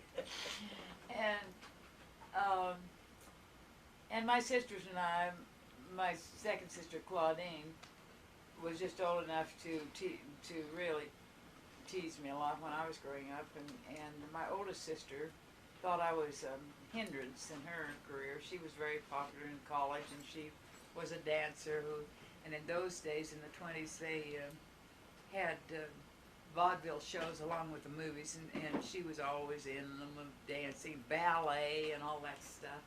And later on, she taught dancing. Then she went to college and joined some kind of a sorority and stuff. I never got the chance, but that was when we had some capital behind us. And by the time I got to go, we didn't have enough money to send me. But anyway, we weren't particularly close, my sisters and I, and to this day, my second sister died at 65, and I can't remember the year that was. Must be 10 years ago, I suppose. But anyway, she died, and I think she had a lingering illness of some kind. I never did find out quite what, but sort of like leukemia or something. Anyway, my oldest sister, so far as I know, is still alive. We communicate once at Christmas time. So we weren't a close family of girls. We had 3 girls, and there were 3 girls in the family. But my mother was very close to me, and because I was her baby, I guess. And she always took care of me, and really she kind of was my guiding light all the time. So I was kind of a baby when even in my teens, she would kind of guide me along, tell me what to do all the time. Yeah. But I loved her dearly, and she died of cancer. And she first had breast cancer and a mastectomy, and then 5 years later she developed cancer through her body, and she died in 1956. But You went to help her. I mean, you went to oh be yes, with her. Don. That's one time. Tina was just born. Well, when I heard in August, I was pregnant with Tina, and I heard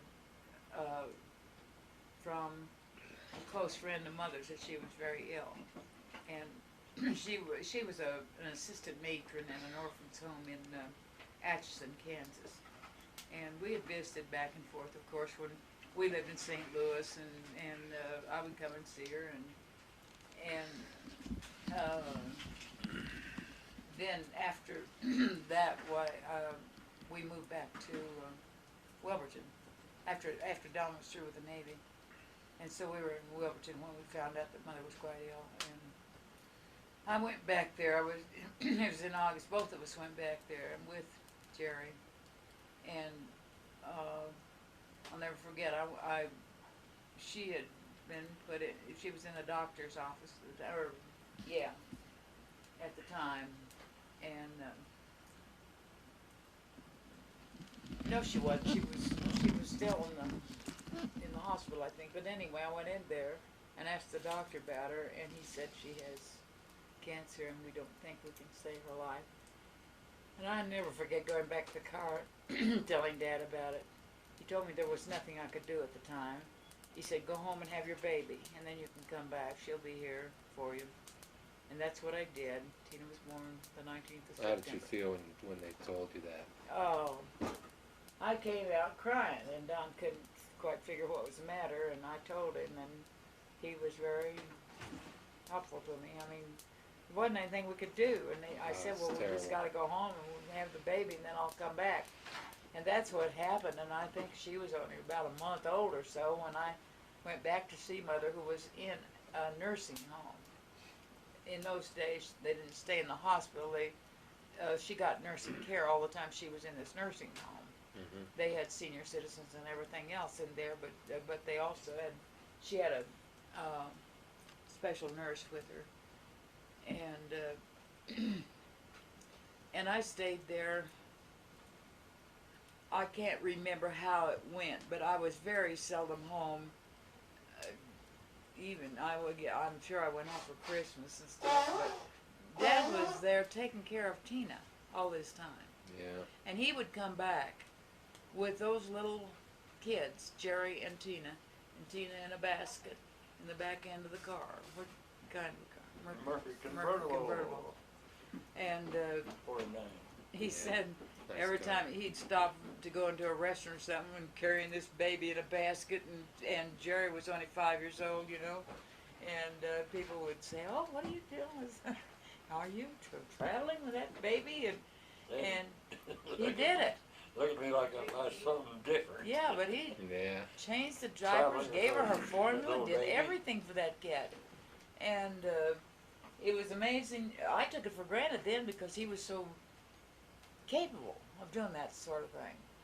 But he did it, and he'd come back to visit, bring the I thought it kid. was such a terrible thing Yeah, it was. for mom to be back there without seeing her little girl, little baby girl. Yeah, it was. Then the one reason why I didn't take him back there. Yeah. And Then- I and- was, excuse me. Grandma was conscious during this. And Yes, Of course, she Grandma was would enjoy seeing the kids too. Yeah, I but imagine. she couldn't take much. She was very ill, very Right. ill. And tired all the time. Yes, and saying that, said, "Oh, I'd be sitting there with her in that room. I'll never forget the room." And she would say every once in a while, "Oh, Martha, I wish I could just die." And I would say, "Oh no, Mother, you're gonna get all right," or something, you know. But we both knew she wasn't. She was under heavy sedation most of the time because she was so in such pain. It had gone all through her body, and that happened in those days. A mastectomy was supposed to be, you know, when you got rid of the breast cancer, well, you should be able to be all right then. But they Well, they didn't get hoped. it all. They didn't just. They They still didn't. don't. That's I still. know it. It kills 1 in 10 women now. It's still one of the leading killers. But anyway, Don, this went on all winter up until I think she died in April. I'm not quite sure, either April or May. I forget dates. Yeah. But it was at the next spring after Tina was born, and Tina was in 55, and born in 55, wasn't she? I was 55. She was 50. 50 is what she was. It was Yeah. 50 instead of, that's, Mother died in 51 instead of 55. I guess mixed up on dates. Yeah, it's all right.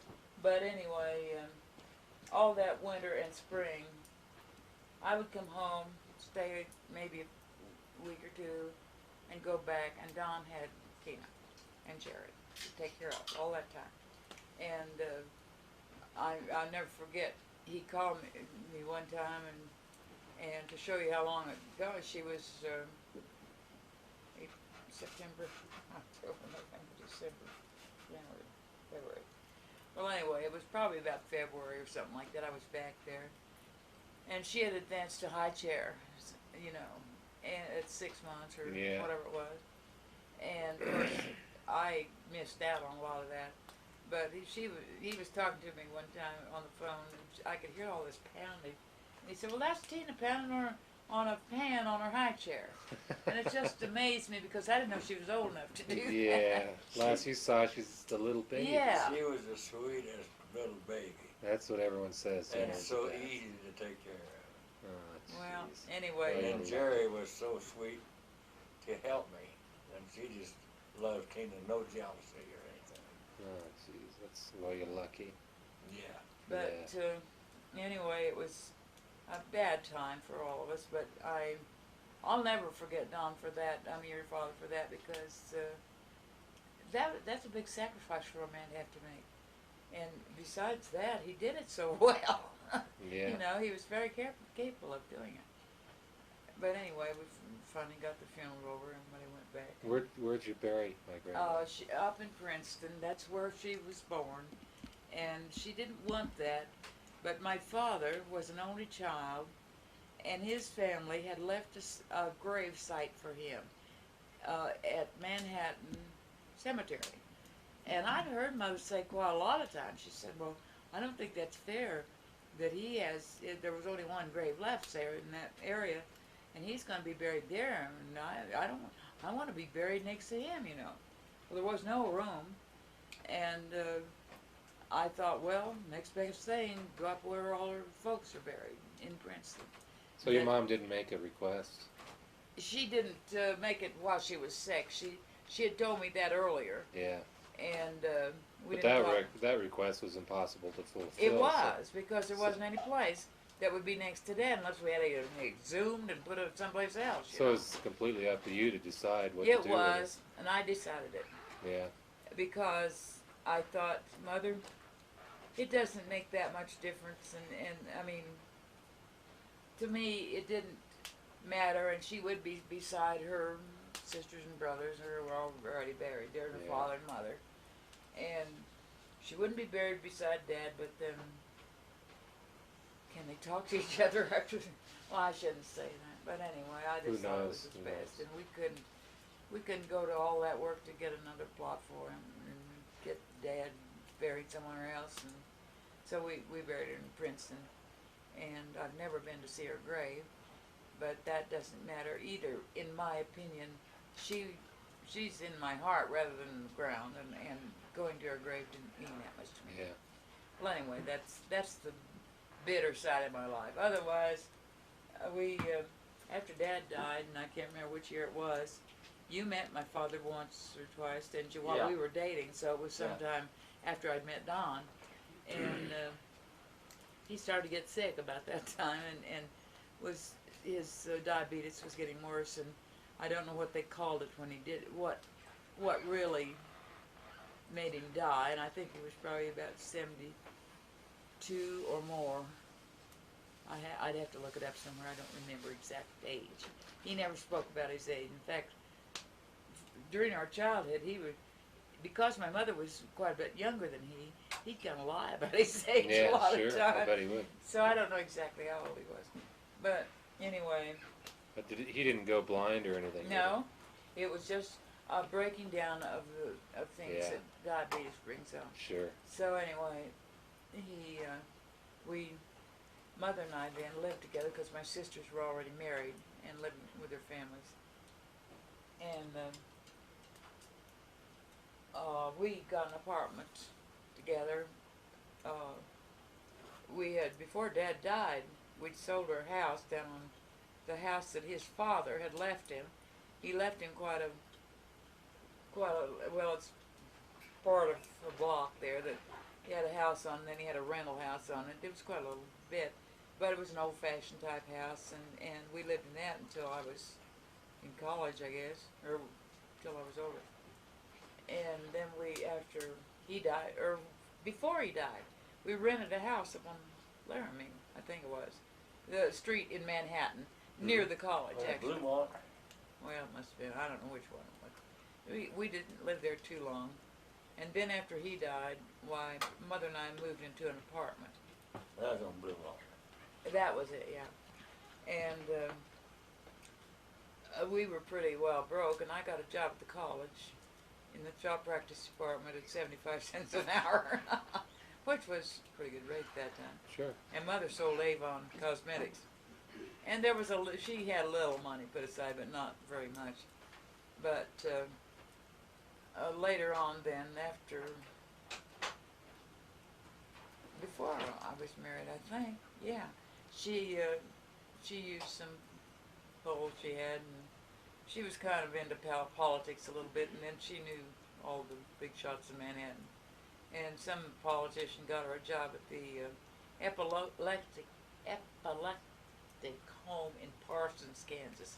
She was an assistant matron there. And I never did talk to her much of why she quit that, but it was not a very good place to be, and there was a lot of jealousy. This was Yeah. kind of state-run thing, and everybody was jealous of each other, you know. And they didn't. They was on. She didn't like that much, so she got another state job in an orphanage as an assistant matron in Ashton, Kansas. And that's up in the northwest part of Kansas.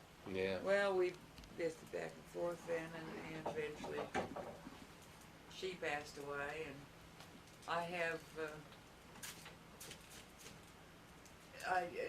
I have my oldest sister, who has to be, since I am 77 right now, she has to be 87 because she was 10 years older, and because we only write cards at Christmas, why, I'm not sure how her health is, but I haven't heard. Don't know if she's alive or not. No.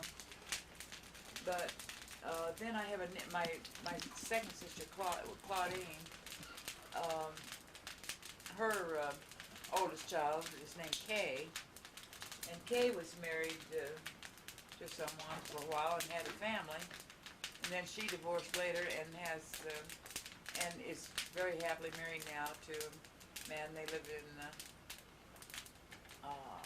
Oregon.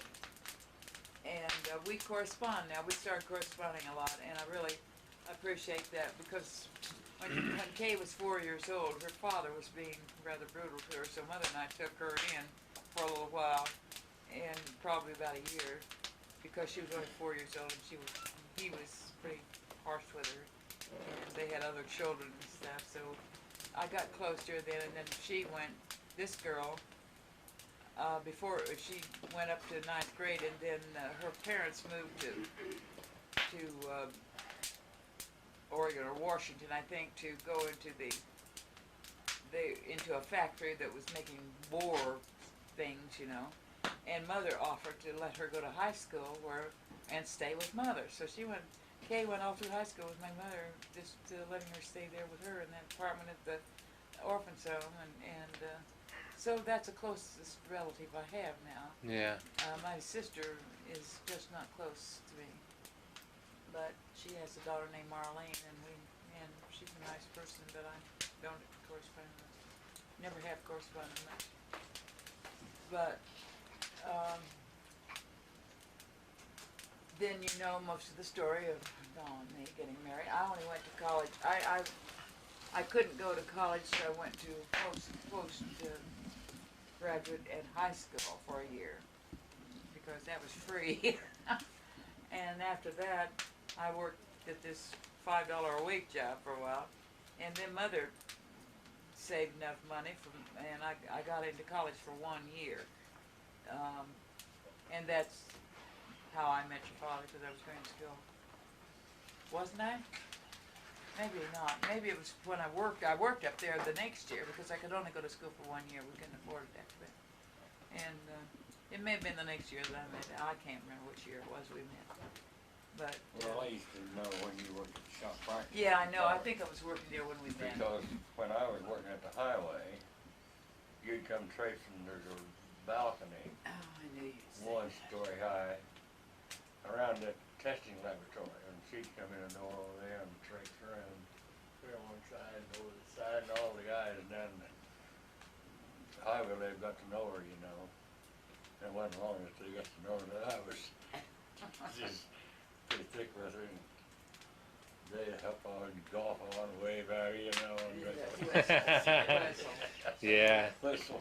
Yeah, those are One day, John Conroe was a foreman, and he was there, and he wasn't down there, I wasn't down here. Yeah. And I was standing there by the testing machine, and Martha came downstairs, and hey, old Don says he's been getting a little off you, is that right? Oh, gee. This guy. God damn, I like Too killed that much. damn bastard. Jeez, That that's was- terrible. He was horrible. He'd say anything. Yeah.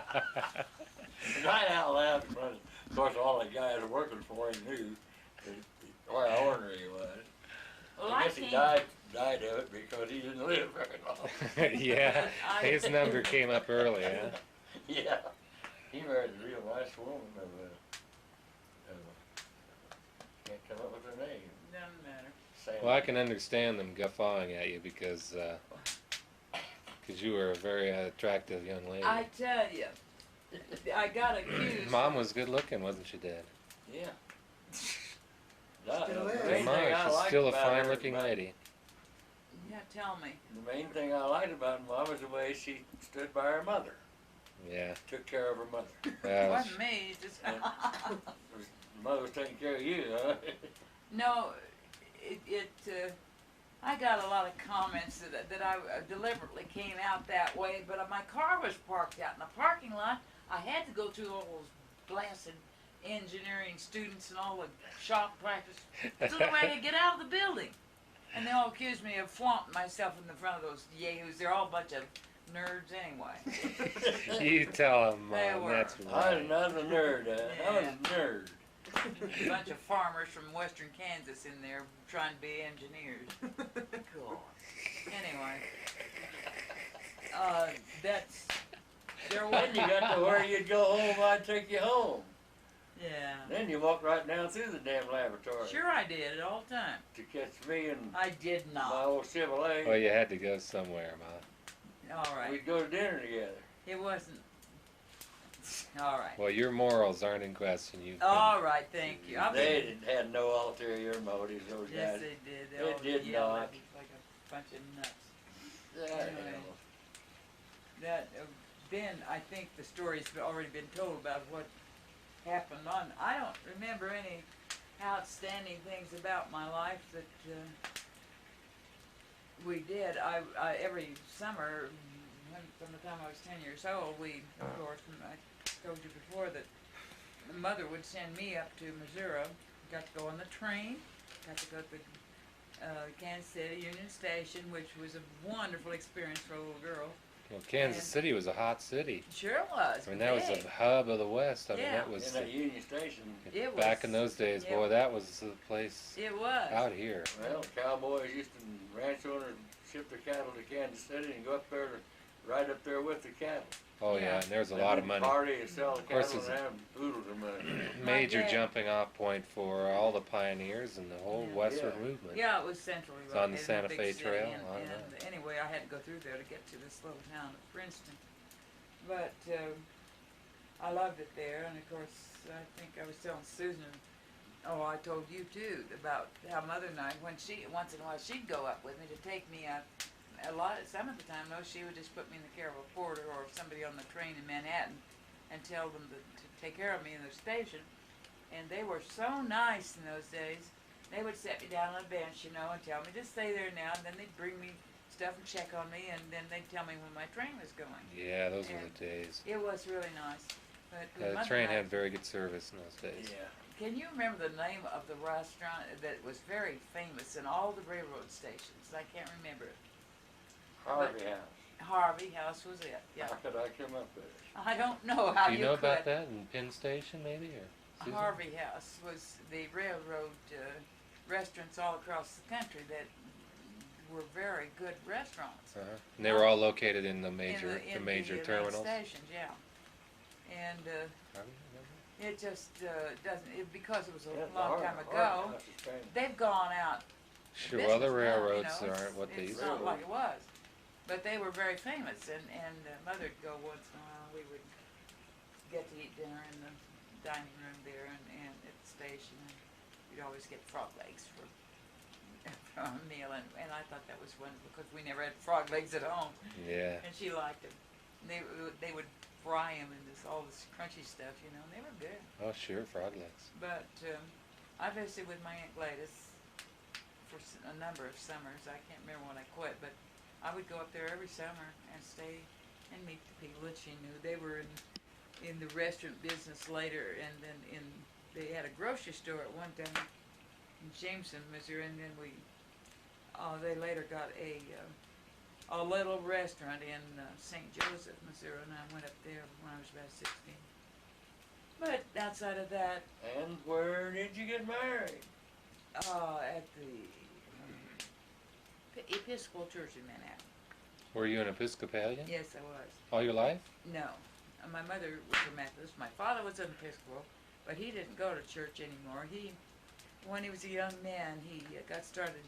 They needed a pipe organ player, and he'd never played a pipe organ before. but he played the piano. Mm-hmm. And because they would pay, that was when before he was married, when he was just young, and he wanted a job, so that was before he went to dental school or anything. And so he applied for that, and he said, I never played one before. He got up there and played for all the church. They did fine. Sure. And they paid him a little something to do it, you know. Mm-hmm. But he never went to church after I grew up. I was gonna say, was religion ever a part of No, it your wasn't. upbringing, really? My mother was what she did mostly. I went to Sunday school just about every Sunday, but mother very seldom went to church. But she was always the president of the women's club. You know, they had a women's organization in a church. It was a fairly big church in Manhattan, and she was always the president of that organization and working for the church. And they had all kinds of things, you know, money making things, and she loved to do that. And she seemed to be a chairperson because they had something called the Domestic Science Club, which was not just a cooking club. A lot of the women went to it, and they did all sorts of social things as well as doing benefits for people and that sort of thing. And she was the president of that. She was a matron of the Eastern Star, and she was almost went as they have certain stations. That's kind of a religious thing, I guess. But they have a state organization where you take one of the chairs, and she was going to be on one of the chairs, and Dad didn't want her to do it, so she didn't. But for the state, anyway. She was a person who she very got along with everybody, and she was capable and attractive and well liked. And at one time, our family was Intelligent. yeah, she She was. knew what was going on. Yeah, but the thing is, we were well-to-do during the 20s, especially. Yeah. While I was growing up, until this big crash, and so she was friends with all the president of the college, and the dean of education's wife was her best friend, and stuff like that. It was a thing that I grew up with, accepted as just the way of life until crash, everything went, and everything started going. About the time I was ready to go to high school, or a little before, everything went Yeah, that's tough. blotto. And that was a scrounging thing for me, because couldn't get nice clothes and all that sort of thing. But it worked out. I didn't. Now it doesn't matter at all. Yeah. It's just the way it happened. You go through those things. Yeah. And that is about as much history of my life that I can think of that's of any importance. And, you know, of course, a lot of minor things happened to me all my life. I mean, things did happen, but I can't think of anything very outstanding. Yeah. I have a question for both of you. Okay. I think it'd be really interesting to talk about how you've seen, both of you have seen the world change since you were children. I mean, the big changes that you see, how life was when you were children, and how much it's changed till now. Yeah. Well, I could say that it was, you didn't live in fear like I'm living in. I mean, like we live in sort of now. I mean, Don and I sit out there and are rather fearful of cities and all the terrible crimes that are going on and that sort of thing. And a lot of that is because we hear the news and the media has come on television and all this stuff. And it does make us fearful. And it does me anyway, and I think Don feels the same way. You never know when you're going to get shot or anything else. Only Yeah. more. Yeah, it's nothing like that was going on. There was crime, but it wasn't. You know, you didn't have TVs, and We're running out of we had time. radio, but you didn't listen to all this stuff, and it was hard to. How about technology? Well, of course, imagine. We didn't get a car until 1925, and there weren't many cars. And I remember we laid down the street had an electric car when I was just a kid, a little kid. And cars were not hardly in the early 20s. Radio was becoming popular, but not TV or all the, and of course, Star Wars, all the visits to the moon and everything else. The technology grew so fast after the Second World War, I think. I mean, well, it was starting in the Second World War, but after that, you know, starting in 45 and on up, well, you just heard of new inventions all the time. Well, was there telephones? Oh yeah, surely. So, but you would have to go through an operator, things like that? Were they kind of like the, you know, the kind Well, of no, we had regular operator telephones for quite a while, but didn't we have dial phones in the 30s? Seemed like it. No, we had, Elkhart had an operator. Yeah, well, we did in Manhattan too, but I can't remember when the dial phones came in. Well, dial phones in Elkhart came in sometime when I was in college. Did they? Go up until I was in college, we just had the operators, Mm-hmm. and Ruth Wilbur was one of them. Oh, And great. I stated, oh, I hate the hell about that damn. Yeah, well, it wasn't. I couldn't remember. It seemed like we had a dial. Mother and I had a dial phone. I thought the operators went out somehow that we didn't. Sometime during that time, we didn't Well, always. by the time we came back to after the war Yeah, to Wilburton, yeah, we had dials then. yeah. But possibly, I don't remember calling anybody and having to go through the operator though. I'd call my girlfriends. I didn't remember having. Well, they used to say number, please. I know that. Well, They always had. But you had cars when you were a kid. You had a car when 1925. I was born in 1916, so I was probably 9 or 10 years old when we got our first Buick car, train car. But early on, you probably remember horses. Yes, my father always had horses, but I don't remember going any place in a buggy. 'Cause I don't know, maybe I don't remember that. I don't remember Dad and Mom having a buggy in My bad. Kansas. Well, Yeah. But I don't remember when before I was 10, how we got around. We didn't have a car. And maybe other people did, I don't know. Can't remember. Yeah. I think other people had cars from 1920 on, didn't they, or something like Oh, that? yeah. And, Yeah, we had a new 1915 Ford. You one of did? those sedans. yeah. Well, that's how we got around to I people. think it was a 1915. Yeah, well, whatever. So your dad bought a car right off. I mean. Yeah, he was, Dad was the kind of a guy that stayed up with the times. I've seen photographs of him. He's very stylish. Uh-huh. He wore Yeah. when he had his photograph taken. Anyway, he wore a stylish suit with a hat, Yeah. and he'd struck a pose on. There's one where he's got his foot up on the bumper, with a rakish pose, and the family's over on the other side of the car. Yeah. Yeah, he seemed to have a lot of flair, and you picked up a lot of that too. Well, he said, You picked up a lot of it too. he said the flying had happened when I was a young man. I'd have had one of them Yeah, airplanes. yeah. Talk a little bit about your airplanes. You can talk about your planes. Well, we lived in Elkhart, Never and talked about I had this. Just haven't talked about your How much time do childhood. we have on the tape, honey? I don't know. It's running out. It's giving me the signal. Let's fade out here. See what's Well, going on. yeah. I think we've talked enough.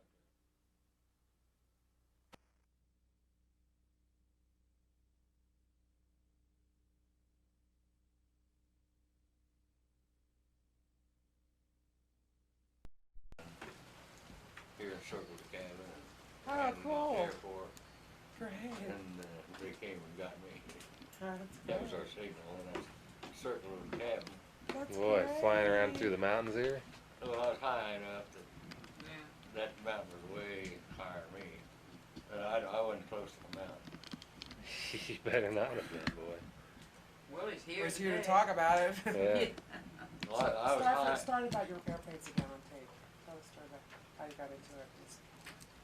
Well, Glenn Griffith, the dentist, wanted me to buy half of an airplane, Cub, J3 Cub, which I did, and it paid itself off in rentals, teachers to fly, so that the plane didn't know us anything, either one of us.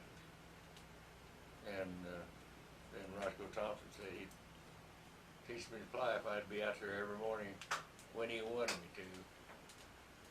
And a lot of guys would show up late, you know. And so he taught me to fly and soloed me. Tell them about the solo you had, where you went. Well, you had to take a cross-country solo after you had so many hours just solo local.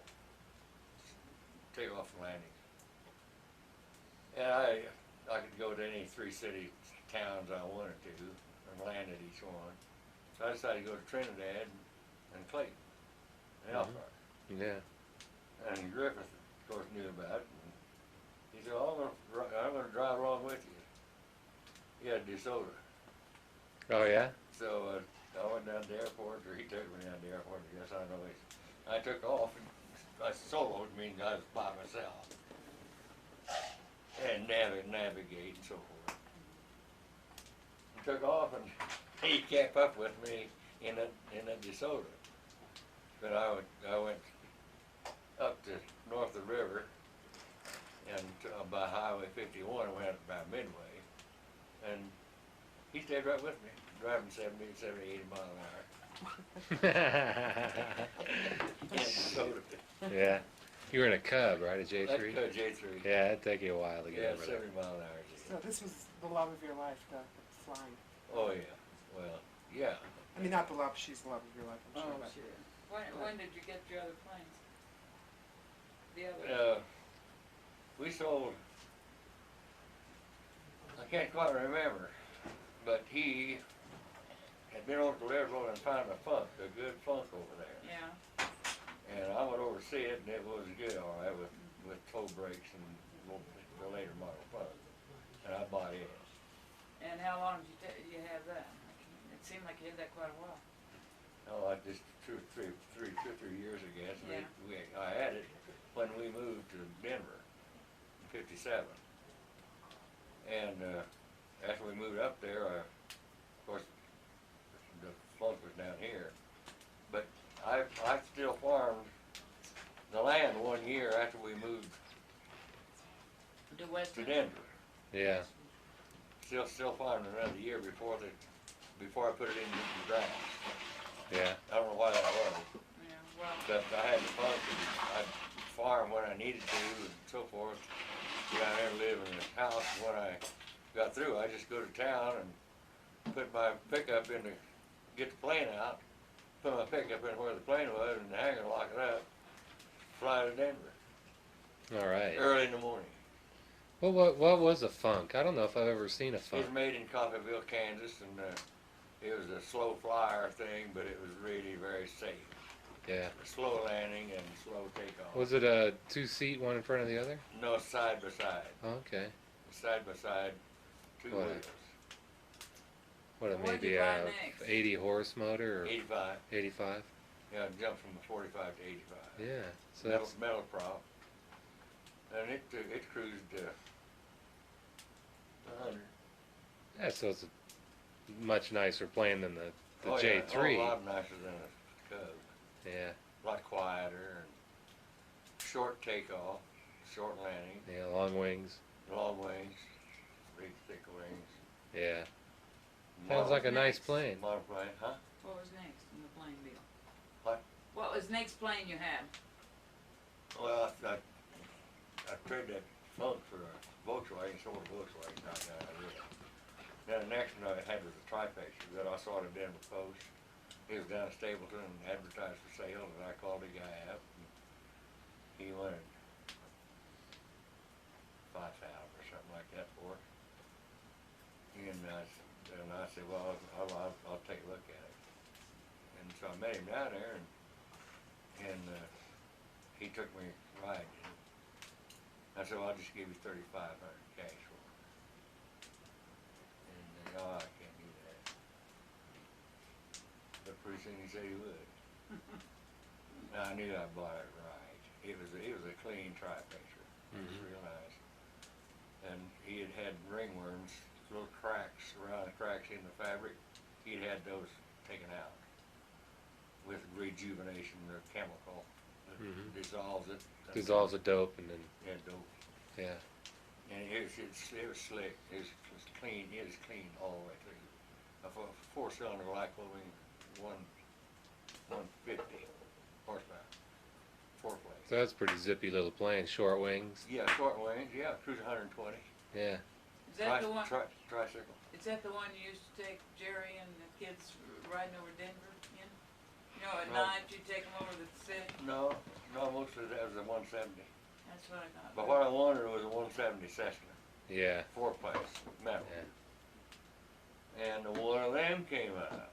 Well, I stopped at the Pueblo airport. One day I was traveling selling machinery during that time.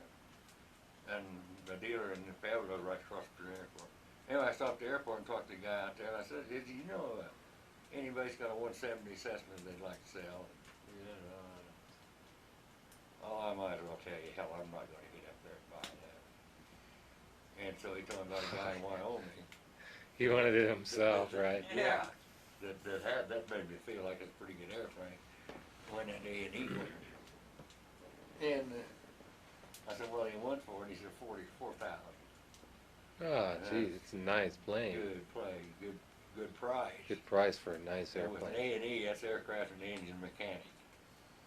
And with A&E acting like he wanted it, well, it made me feel pretty good. So I called up about it, and they said, yeah, it's over some little town, Scotts Bluff or someplace, getting a new license.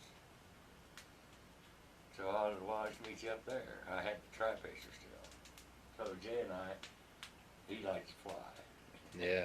Still does. And, Yeah, I do too.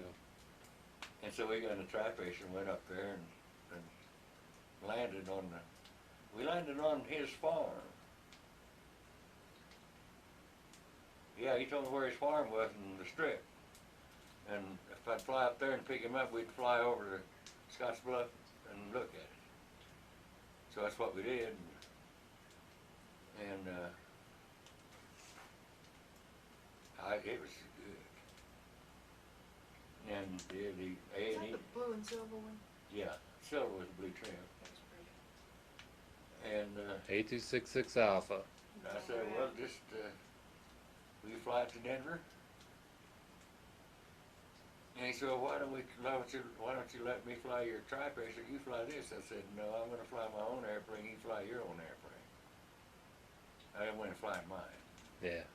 And if he messes up with his airplane, it's still his airplane. That's right. Smart move. Well, I Doesn't take a lot of hell, I sense. trust my damn airplane with it. I know, but I just wanted to hear how all that. Anyway, his mother owned it. Her husband had died. And his name, George, was on the left door, and hers was Alice or something on the right door. No, And they bought that nice. airplane new and traveled to Mexico and stuff with other flyers, and really apparently enjoyed it. She just about broke up. Yeah, losing the plane. Well, Well, did you ever go up with Dad in Denver in that plane? He used to take- didn't I fly you down to Rocky Ford with some girl, Yeah, or fly you back to La Junta? to Havana? Well, that'd be Nancy, wouldn't it? Mm-hmm. Yeah, I remember you. Nancy. It's Yeah, either you gosh, or I forgot Jerry. all about that. She wanted to Sure go home or did. something. I said, well, just fly you down there. Yeah. So you flew me and Nancy. And down their there. parents are out there when we came in. Yeah, gosh, And we yeah. That was Visit with neat. them a little bit, and Tina and I flew back. That was quite impressive, that's right. Yeah, big shot. Huh? Yeah, it was. Yeah. Daddy in his airplane. That was a nice airplane. Now, That what airplane 170 did you fly was to a Wichita dream, where you boy. had to land in the wheat field because That was I- the same 70. Same one? One seventy, Yeah. Air Cessna. That was a Getting dream airship. airplane, boy. We flew Jerry and Jay and Kirk and Martha and I and a dog, wasn't it? You Probably have had a Beagle? dog, yeah. Probably had Beagle in there. And me, I mean, the whole family. Flew to Wichita, and this dentist that had the phone to cope with had moved to Wichita. The reason we flew to Wichita to visit him and his wife. And Coming back. When come back, of course, we stayed overnight with them and had breakfast the next morning, and nobody wanted to get out and get going, and the wind was coming up from the southwest, summertime, hot. And I said, we're gonna have a rough ride. Oh, yeah, be all right. Don't read it, Jerry. Everybody just shoot the bull and shoot the bull. And had breakfast and this kind of extra fat bacon, ham. Oh, sure, that's always good on you. Extra fat ham.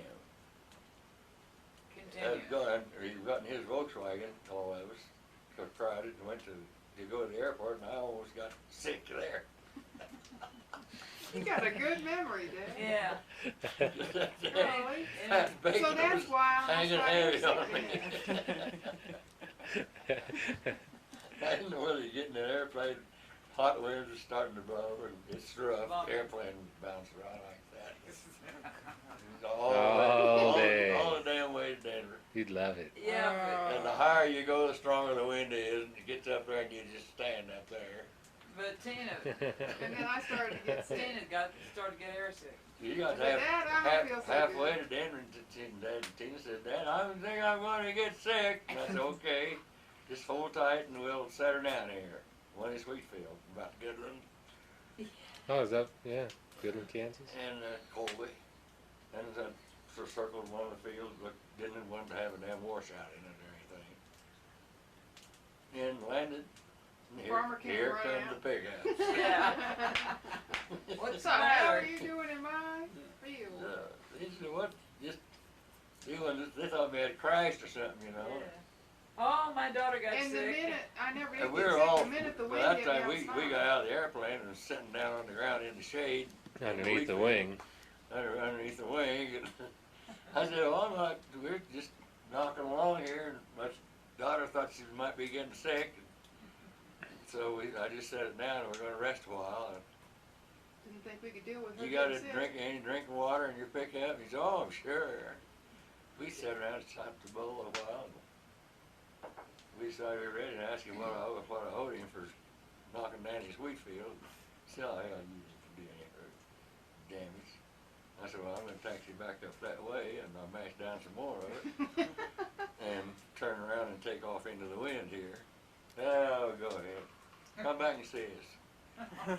Yeah, that's the way it is, And too. Yeah. took it all day, just came out for the thrill of it. Oh, sure, it's exciting. You have an airplane land out in your field there. Yeah. It's all flat ground. That's You can in see those the ball. days. Do I remember Yeah. this right? It seemed like, at least the kids always thought that Mother didn't like to fly much, and she always thought the bottom was gonna fall out. Were you scared of it, or was that just our imagination?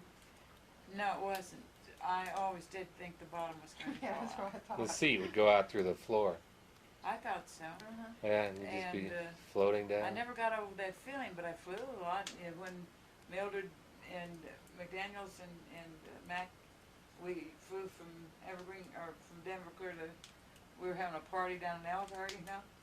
And that was so rough that night, it seemed like it was afternoon or something.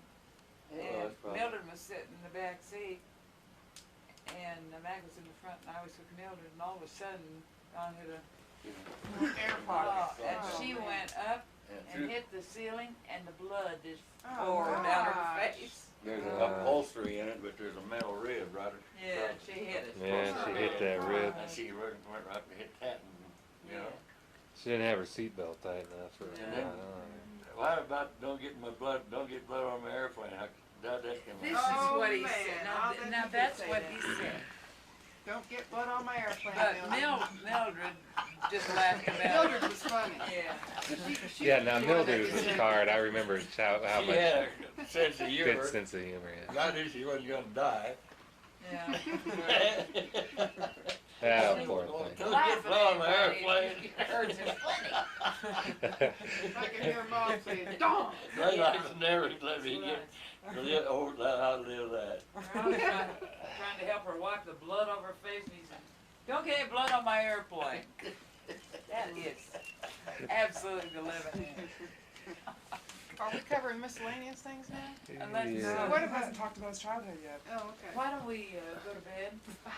No, Okay, give us- this is hot. Okay. Give us about 10 minutes, maybe. Well, You know, guys I are also gonna think it'd suffer. be neat if you talked a little bit about each kid, what they were like as children. You didn't, you know, it'd be nice to, That is Okay, not bad. just we'll cut it short here, just a few more Okay. minutes. You were born in Pennsylvania, is that correct? Born in Clearville, Pennsylvania, January 14th, 1915. And when I was 2 months old, Dad moved to Kansas. That was The whole World War family. One was going Yes. on then. Yes, World War One was going on then. that's true. Yeah. Yeah, Yeah. it was before Armistice Day. I remember when an army plane flew over our farm, and Mom ran in the house. We heard it coming. She went in the house and got a white flour sack. When the plane went over, she waved it like this because we'd won the war, you know. oh, And I wow. was 3 years old. You remember that. Wow. Is that neat? That is Yeah. great. I remember when World War One because I ran away over to Wilburton, a mile away, and Mr. Berry came to town in a wagon and shot his shotgun 12 gauge off in the air like that, and we said, "The world's over! The war's over!" Wow. And I went back home to Mom and said, "Mr. Berry shot and the war's all over." You were 3 years old? 3 years old. Wow. Wow. So you were talking early too. Really? Well, we see where we get Cary gets Well, I it was running from. away pretty he early too, remembers all wasn't I? Yeah. Okay. I was running away pretty Running early. off by Yeah. himself pretty darn Should early say I too, so. I'd used to run say. away over there and see the train come in. Boy, Yeah. trains are in the Snyder blood, huh? Trains are wonderful. So that I think at 2 years old, wasn't it when you moved? Your dad? Did you just tell me that you were 2 years old when your dad moved out to Kansas? Kansas? 2 months old. Oh, 2 months. Oh, I thought you were older than that. Do you know where your parents were born and raised, or your grandparents? They were both born in Pennsylvania, a little community called Pine Ridge, and it's out in the country from Clearville.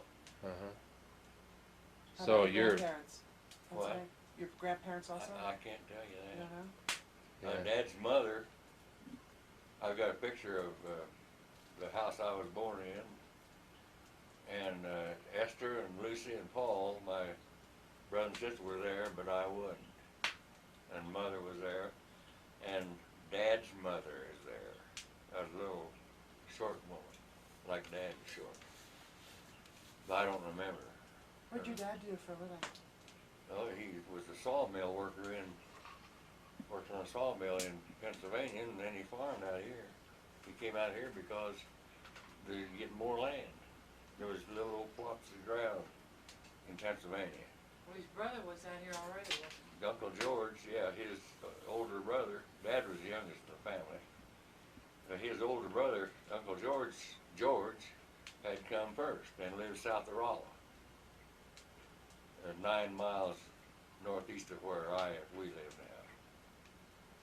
And it wasn't long, Dad had bought a quarter over there, but it wasn't long until the Gordon Ranch came up for sale, which is where I live, we live, Dad lived.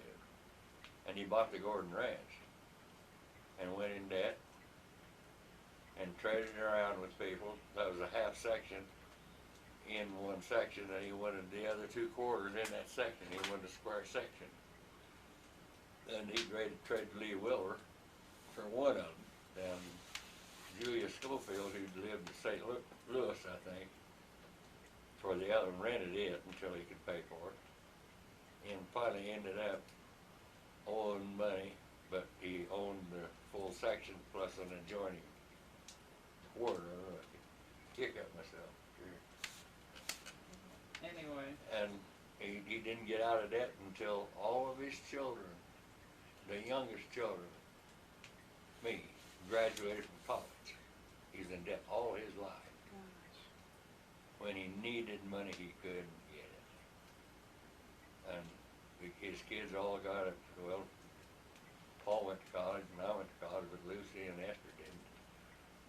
Not complete 4 years. they did go to, Teachers college. yeah. And that's how far he was down there. But he paid it off in 1 year. So Well, your mother, Yeah, it's amazing. he had a big crop with a good price. It was unusual to have kids go to university then. It wasn't common like it is now, was it? yeah, Oh, yeah. it's yeah, pretty it was, common. but, Pretty common? Well, this is- not a great percentage of them did it. no, But the people who lived around Wilburton, No. hardly any. no, but all my friends went to college in Yeah. Manhattan. Well, that Elkhart region, I mean, there's still a lot of them don't go to school there. That's it. Whose idea was it that you and Paul got? How'd that Oh, come Dad, about? Dad and Mother, especially Paul. Paul was kind of the first son, and he's kind of the favorite. He was the first. He had Dad bought him a brand new car, and he went to Kansas City to see it built. Yeah, And that Dad was, never bought me a car. he remembers that to this day. Dad never bought me a car. But Well, that's But he unfair, couldn't. though. I didn't expect him to. Yeah. Yeah. Yeah, couldn't do it. But And your mother was a teacher.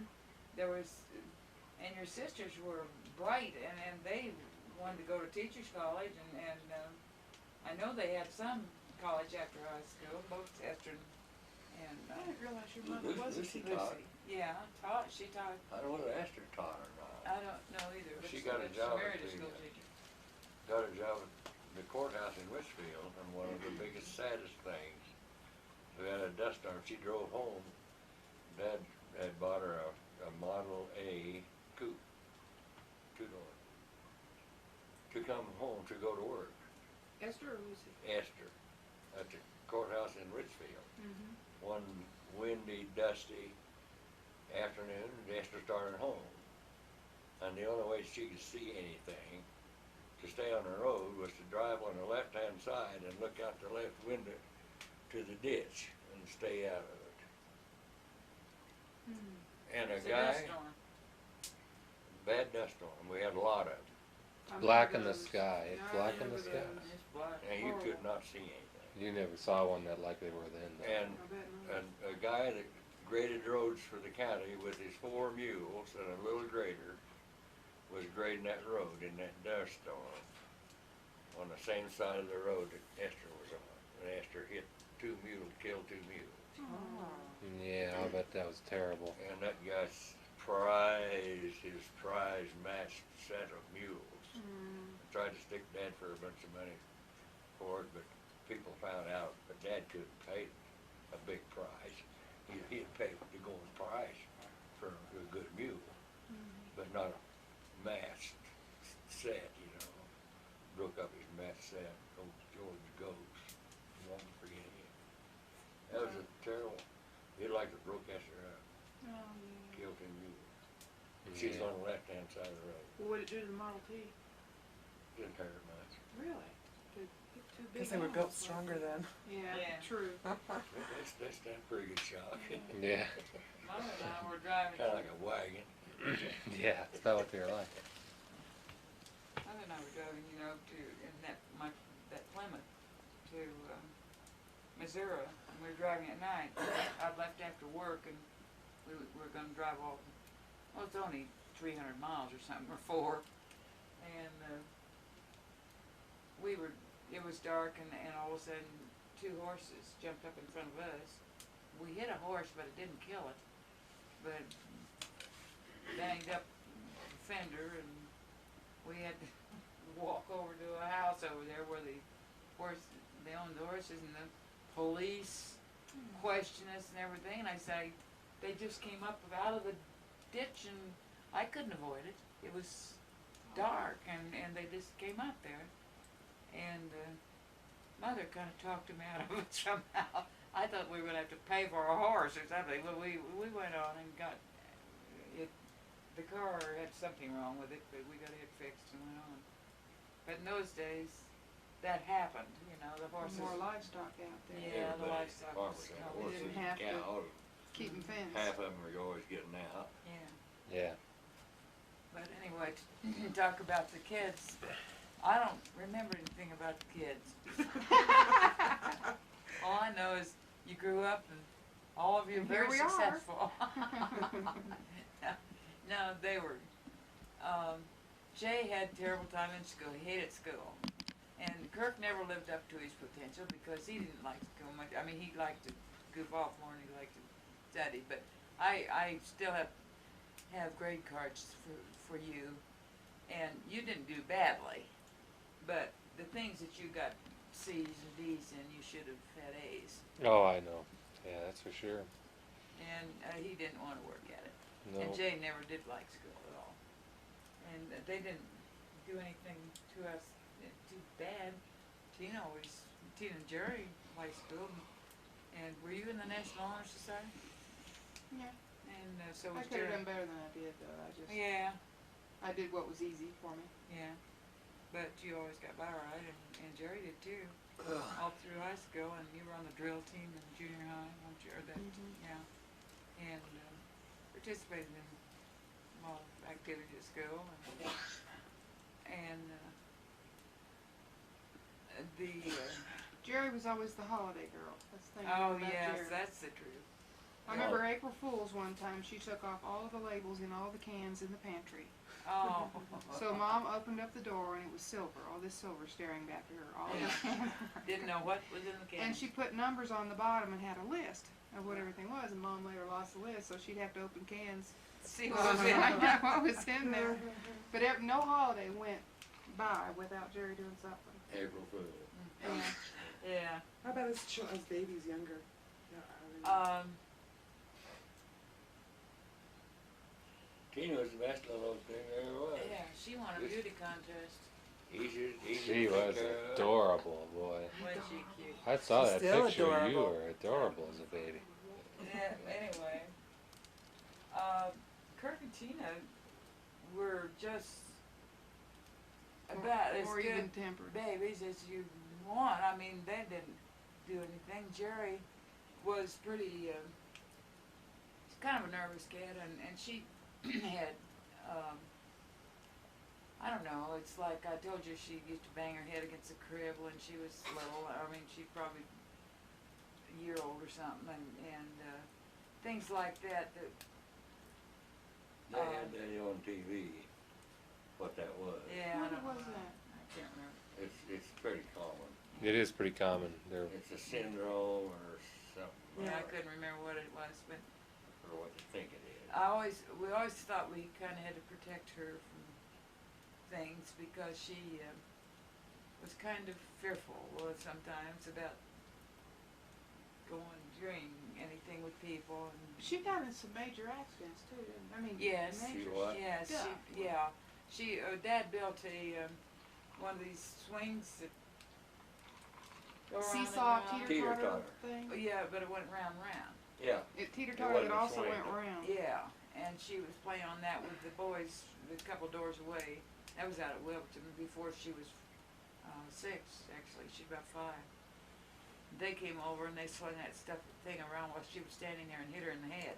oh, Well, geez. it was made to go up and down and around while you're riding. Yeah. Mm-hmm. These boys got into the center of it, and they weren't on it. They were trying to spin it fast, and the end of that son of a bitch is moving at 2 or 12. And they get Jerry in there, and then she was supposed to try to run out of it with the 2 boys pushing it. And they finally nicked her in the head with it. It was a bad. Damn neighbor's boys I rushed her Did it down. knock her out?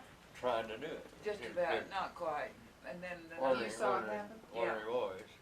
I just got out there just after it happened. I I'd looked out the kitchen window and I saw it happen and I ran out there. The boys, of course, ran right home. Yeah. And what else? She had some other stuff. And fell off a grader, banged down on a steel grate that was parked out on the north side of our house. Fell out the window Some someplace. window. I remember that about falling out the window too. Who was that? She was always falling out of something. Willerton? I don't know, I can't remember. But Kirk cried so much in his big crib, when he's little Did baby. I you? thought. No, not Kirk, Jay. Jay. Jay. Jay was the one that Jay cried so much. screamed, Kirk did. I remember that. Yeah. I couldn't get And it. you said Jay didn't like to be hugged. No, Even as a baby. No, when I go into, in the middle of the night to get him to quit screaming.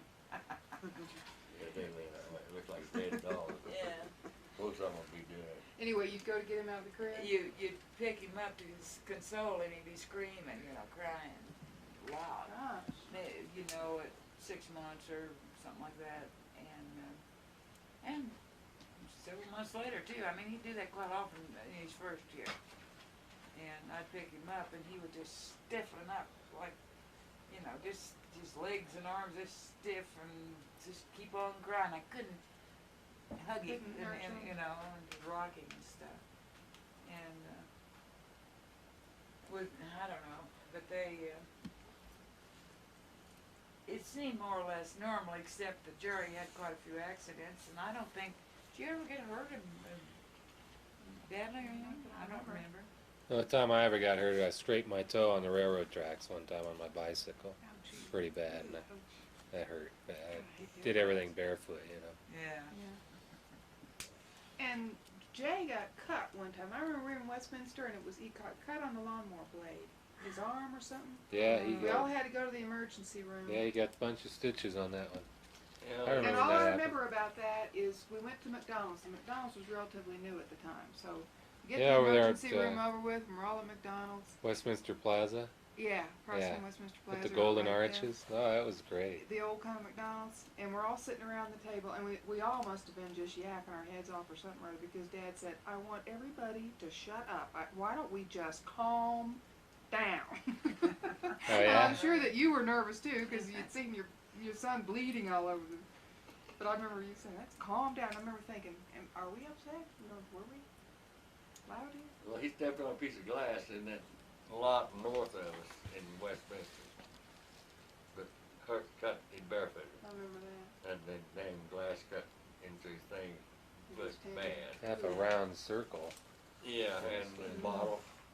And the doctor had to pry it open to see the piece of glass, and Jay was just screaming. Gosh. He'd had a shot, but it was wearing off, and it was just driving him crazy, and he's kicking his foot.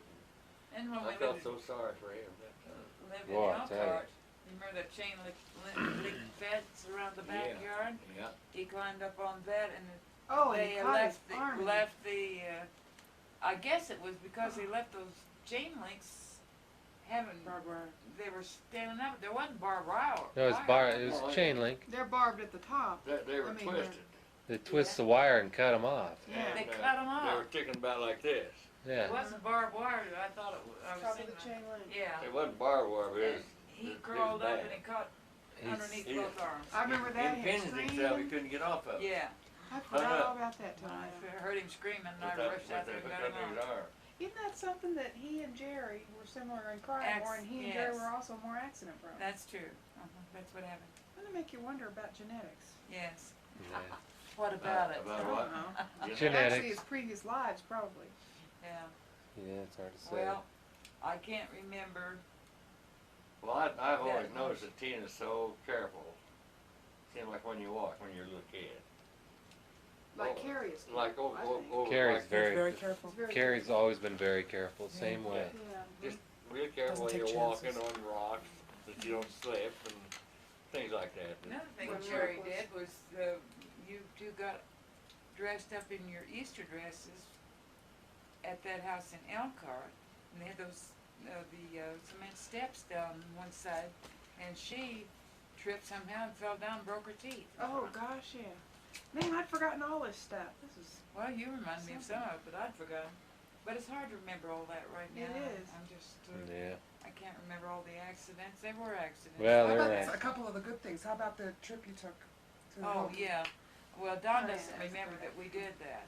Why don't you I remember Wow. that big time. tell Dad about the trip that Well, we for took? I don't know what prompted the thing to happen, but Mother must have figured out that Jerry and I had never been in any fine hotels or anything, and so she went out and bought us. I remember you bought us nice dresses, and I remember my little purse you bought me Mm. to take, and we went to the downtown Denver Hilton, and we got a room there, and I remember looking at the gift shops and everything, and it was just complete opulence as far as we were concerned. I've never seen anything like it. Complete what? Opulence. Just absolute glamour, you know. Well, And so I Jerry wasn't and I- supposed to hear about it, and I never did hear about it. Dad. Well, Jerry Till and I, today, right? Yeah. we're How so much young, money did you spend? as much as we could. Yeah. And we got to go out and get that big fantail shrimp like I used to like to eat Yeah. when we go downtown. Me too. And but Jerry and I would get in the elevator and ride the elevator up and down. And then if anybody ever got in there, we acted like, well, we're supposed to be here, you know. And then they'd get out and we'd punch all buttons again. And Well, we did kids. that, and then we went and stayed in the Mayfair in Colorado Springs. Now I don't remember if we stayed in Pueblo too, but I remember that we went to the Mayfair, and I thought Oh. that Dad and the boys met us there, and then went on to the cabin or something. That's what I thought too. I can't I remember remember the you end of met that us trip. at some point with the boys. Yeah. Well, the Mayfair's a And then nice we all place. ended up at the cabin. The Mayfair is? I Yeah. don't know. Mayfair in I what have no- town? In Colorado Springs. We went to look at that last year. It's a very nice I need place. to go look at that. The Mayfair, that's that big old wooden hotel In Denver? in Colorado Springs. Oh, Colorado Springs. I don't remember that hotel. I don't very remember well. that deal. Well, I remember us going, but I can't remember the end of it. But I know that we were meeting you somewhere, and I think it was at this cabin, or else you met us in some town after Colorado Springs. And we went to a nice restaurant, and Mom, I don't remember where, but I just remember Mom was just showing us how it should be. You know, if you go to a restaurant like this is how you act. And She wanted oh to man, we show had her a ball. kids It how was the really neat. rich people Yeah, should live. grooming Yeah. us for the fine gentleman we were going to marry someday. Yes, right. That's right. Or women. Yes, Yes, but it was fun. we were able to afford trips like that, and I thought it was about time that they Well, when we saw a little life.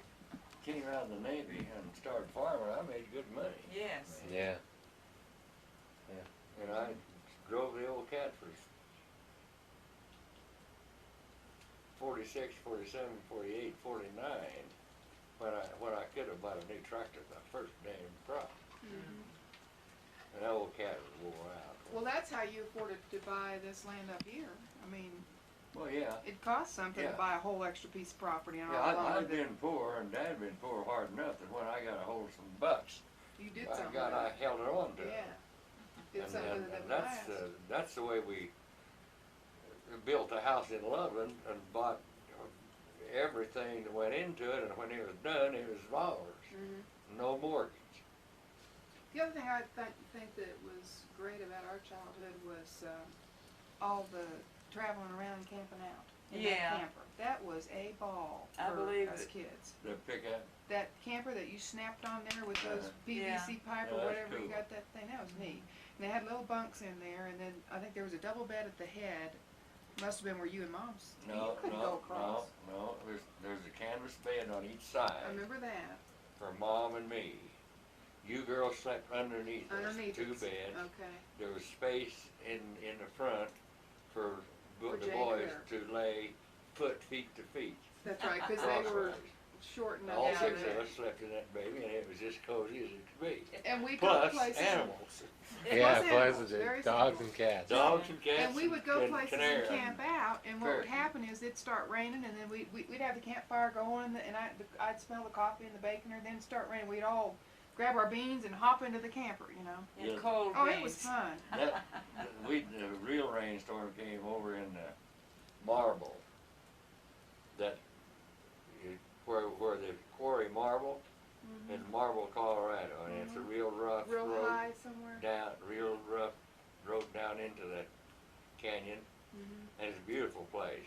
There's a rough road to get into it, And we got camped down there, and it's beautiful. We had beads going and going, and the storm came up, started raining, and it just rained like hell Yeah, I think that's when I in remember. there. That's And- what I remember. We took our beans and stuff in there. Yeah, Beans we in got there. It our was stuff fun. in there and ate. And You remember the time we camped out by the Frying Pan River? And yeah, we had Jerry and I Tinkerbell? were talking about the same Yeah, thing. yeah. We had Tinkerbell, and before Tinkerbell you flew came across to last that week. island. I remember that. Yeah. That And we bird, waded that across and found that bird. parakeet took off just like, shoo, like a bullet. One of us idiots opened the cage door and out Yeah. he went, boy. And just went in a beeline right straight across that river to just a very little speck. And I said, that bird is gone forever. And it looked like it. Freedom! Blast. Tropical bird in the middle of Colorado. It'll do It great. just reminds me of a rifle sound. And we all 4 kids It went. looked- It's a real shallow river. It looked like it landed in a bush over there. And we all waded over there. Jerry and said, going, yeah, I saw it. Tinkerbell, Tinkerbell. Yeah. Yeah. And that bird just came Found right that down bird. to one of the kids, Jerry. I Jerry, think. yeah. She could always make a noise with her mouth that sounded like a parakeet Mm-hmm. talking. And And he'd found that come bird. right up there and try to pick her mouth. Bill. It was a great bird. And We had it I for brought years. the bird back. You guys had a lot of fun. We did. I think so. We went to Disney. Oh, we had a lot of fun. We had. Oh, we, that California trip was we awesome. went to Disneyland, went up the Redwoods, We had a and blast, things and like the that. California trip was a blast. That was Wasn't the that- major trip we did, Yeah, but major, we yeah. did a lot of small trips Yeah, we around sure did. Colorado. We We had went a to good looking Montrose, lost that automobile to cat do in it in Montrose. too. You remember that Oldsmobile Oh, the station purple wagon? people eater. Purple, Yeah. Big old purple, Purple big people old eater. purple people with eater. a whole lot of chrome on it. It had Oh, like tons of chrome all chrome, over man, it. I'll tell you. It was a pretty car. Yeah. It was It- like a great big old If boat. I had that wagon now, it'd sell for a bunch of money. I've never seen one Yeah, we're other done. than. There are very few. Are we of them finished? sold. You We're done. must go to bed. Yeah, Yes, it's time to go to bed. We're gonna see even Wanna say any Muffy's. So final tired words? tomorrow. Even Muffy's sleepy. Final, No, I, any words You to wanna the, go to bed to the now? future? You can sleep with mom. no, the only thing, when You you sleep talk with about Mama. our kids, Yeah. there were a few times in their teenage years and early 20s that I wanted to give them all away, but For various reasons. afterwards, we found out that they all made a successful life and they all love us. And that is the most important thing in life, I tell you. To have your kids love you, gee, what Yeah, it doesn't happen in every family. We're Getting very late, I'm fortunate. teary All of eyed. us. Yeah, we're very fortunate. We used to talk Yeah. about that all the time. No accident, no serious accident, no Yeah. serious illness. Now we got one grandchild out of And the whole mom's bunch. 77 and I'm 78. Yeah, Farmer's Yeah. done great. yeah, I farm. really. Very few farmers have all of these. Oh, they're All Yeah, the it's, fingers. yeah, it's Yeah. intelligence Lose a got us. finger and some of that machinery. The intelligence My My locked out grandfather us was a through. carpenter, he lost a couple fingers. Yeah. Yeah, I mean, that's Lee Wilbur Yeah. did too. He was a farmer, but well, I think I we're did- proud of all of you. Honestly, it just seemed like there are times in every life I think that something happens that isn't as good as you want it to, but later on when you all settled down and did fine, and But I'm the luckiest one in the bunch. I've done everything I ever wanted to do, yeah, including That's flying right. airplanes, motorcycles, whatnot. yeah. So we're a pretty lucky bunch, I think. yeah. Well, I want to thank you both for taking the time to talk to us like this. I mean, Okay, Well, I know that Cary and anyone else who's, If it's any good, well, I play it back for us sometime. yeah. yeah, Mm. we'll send some copies around. But all the time we were talking and telling all these stories about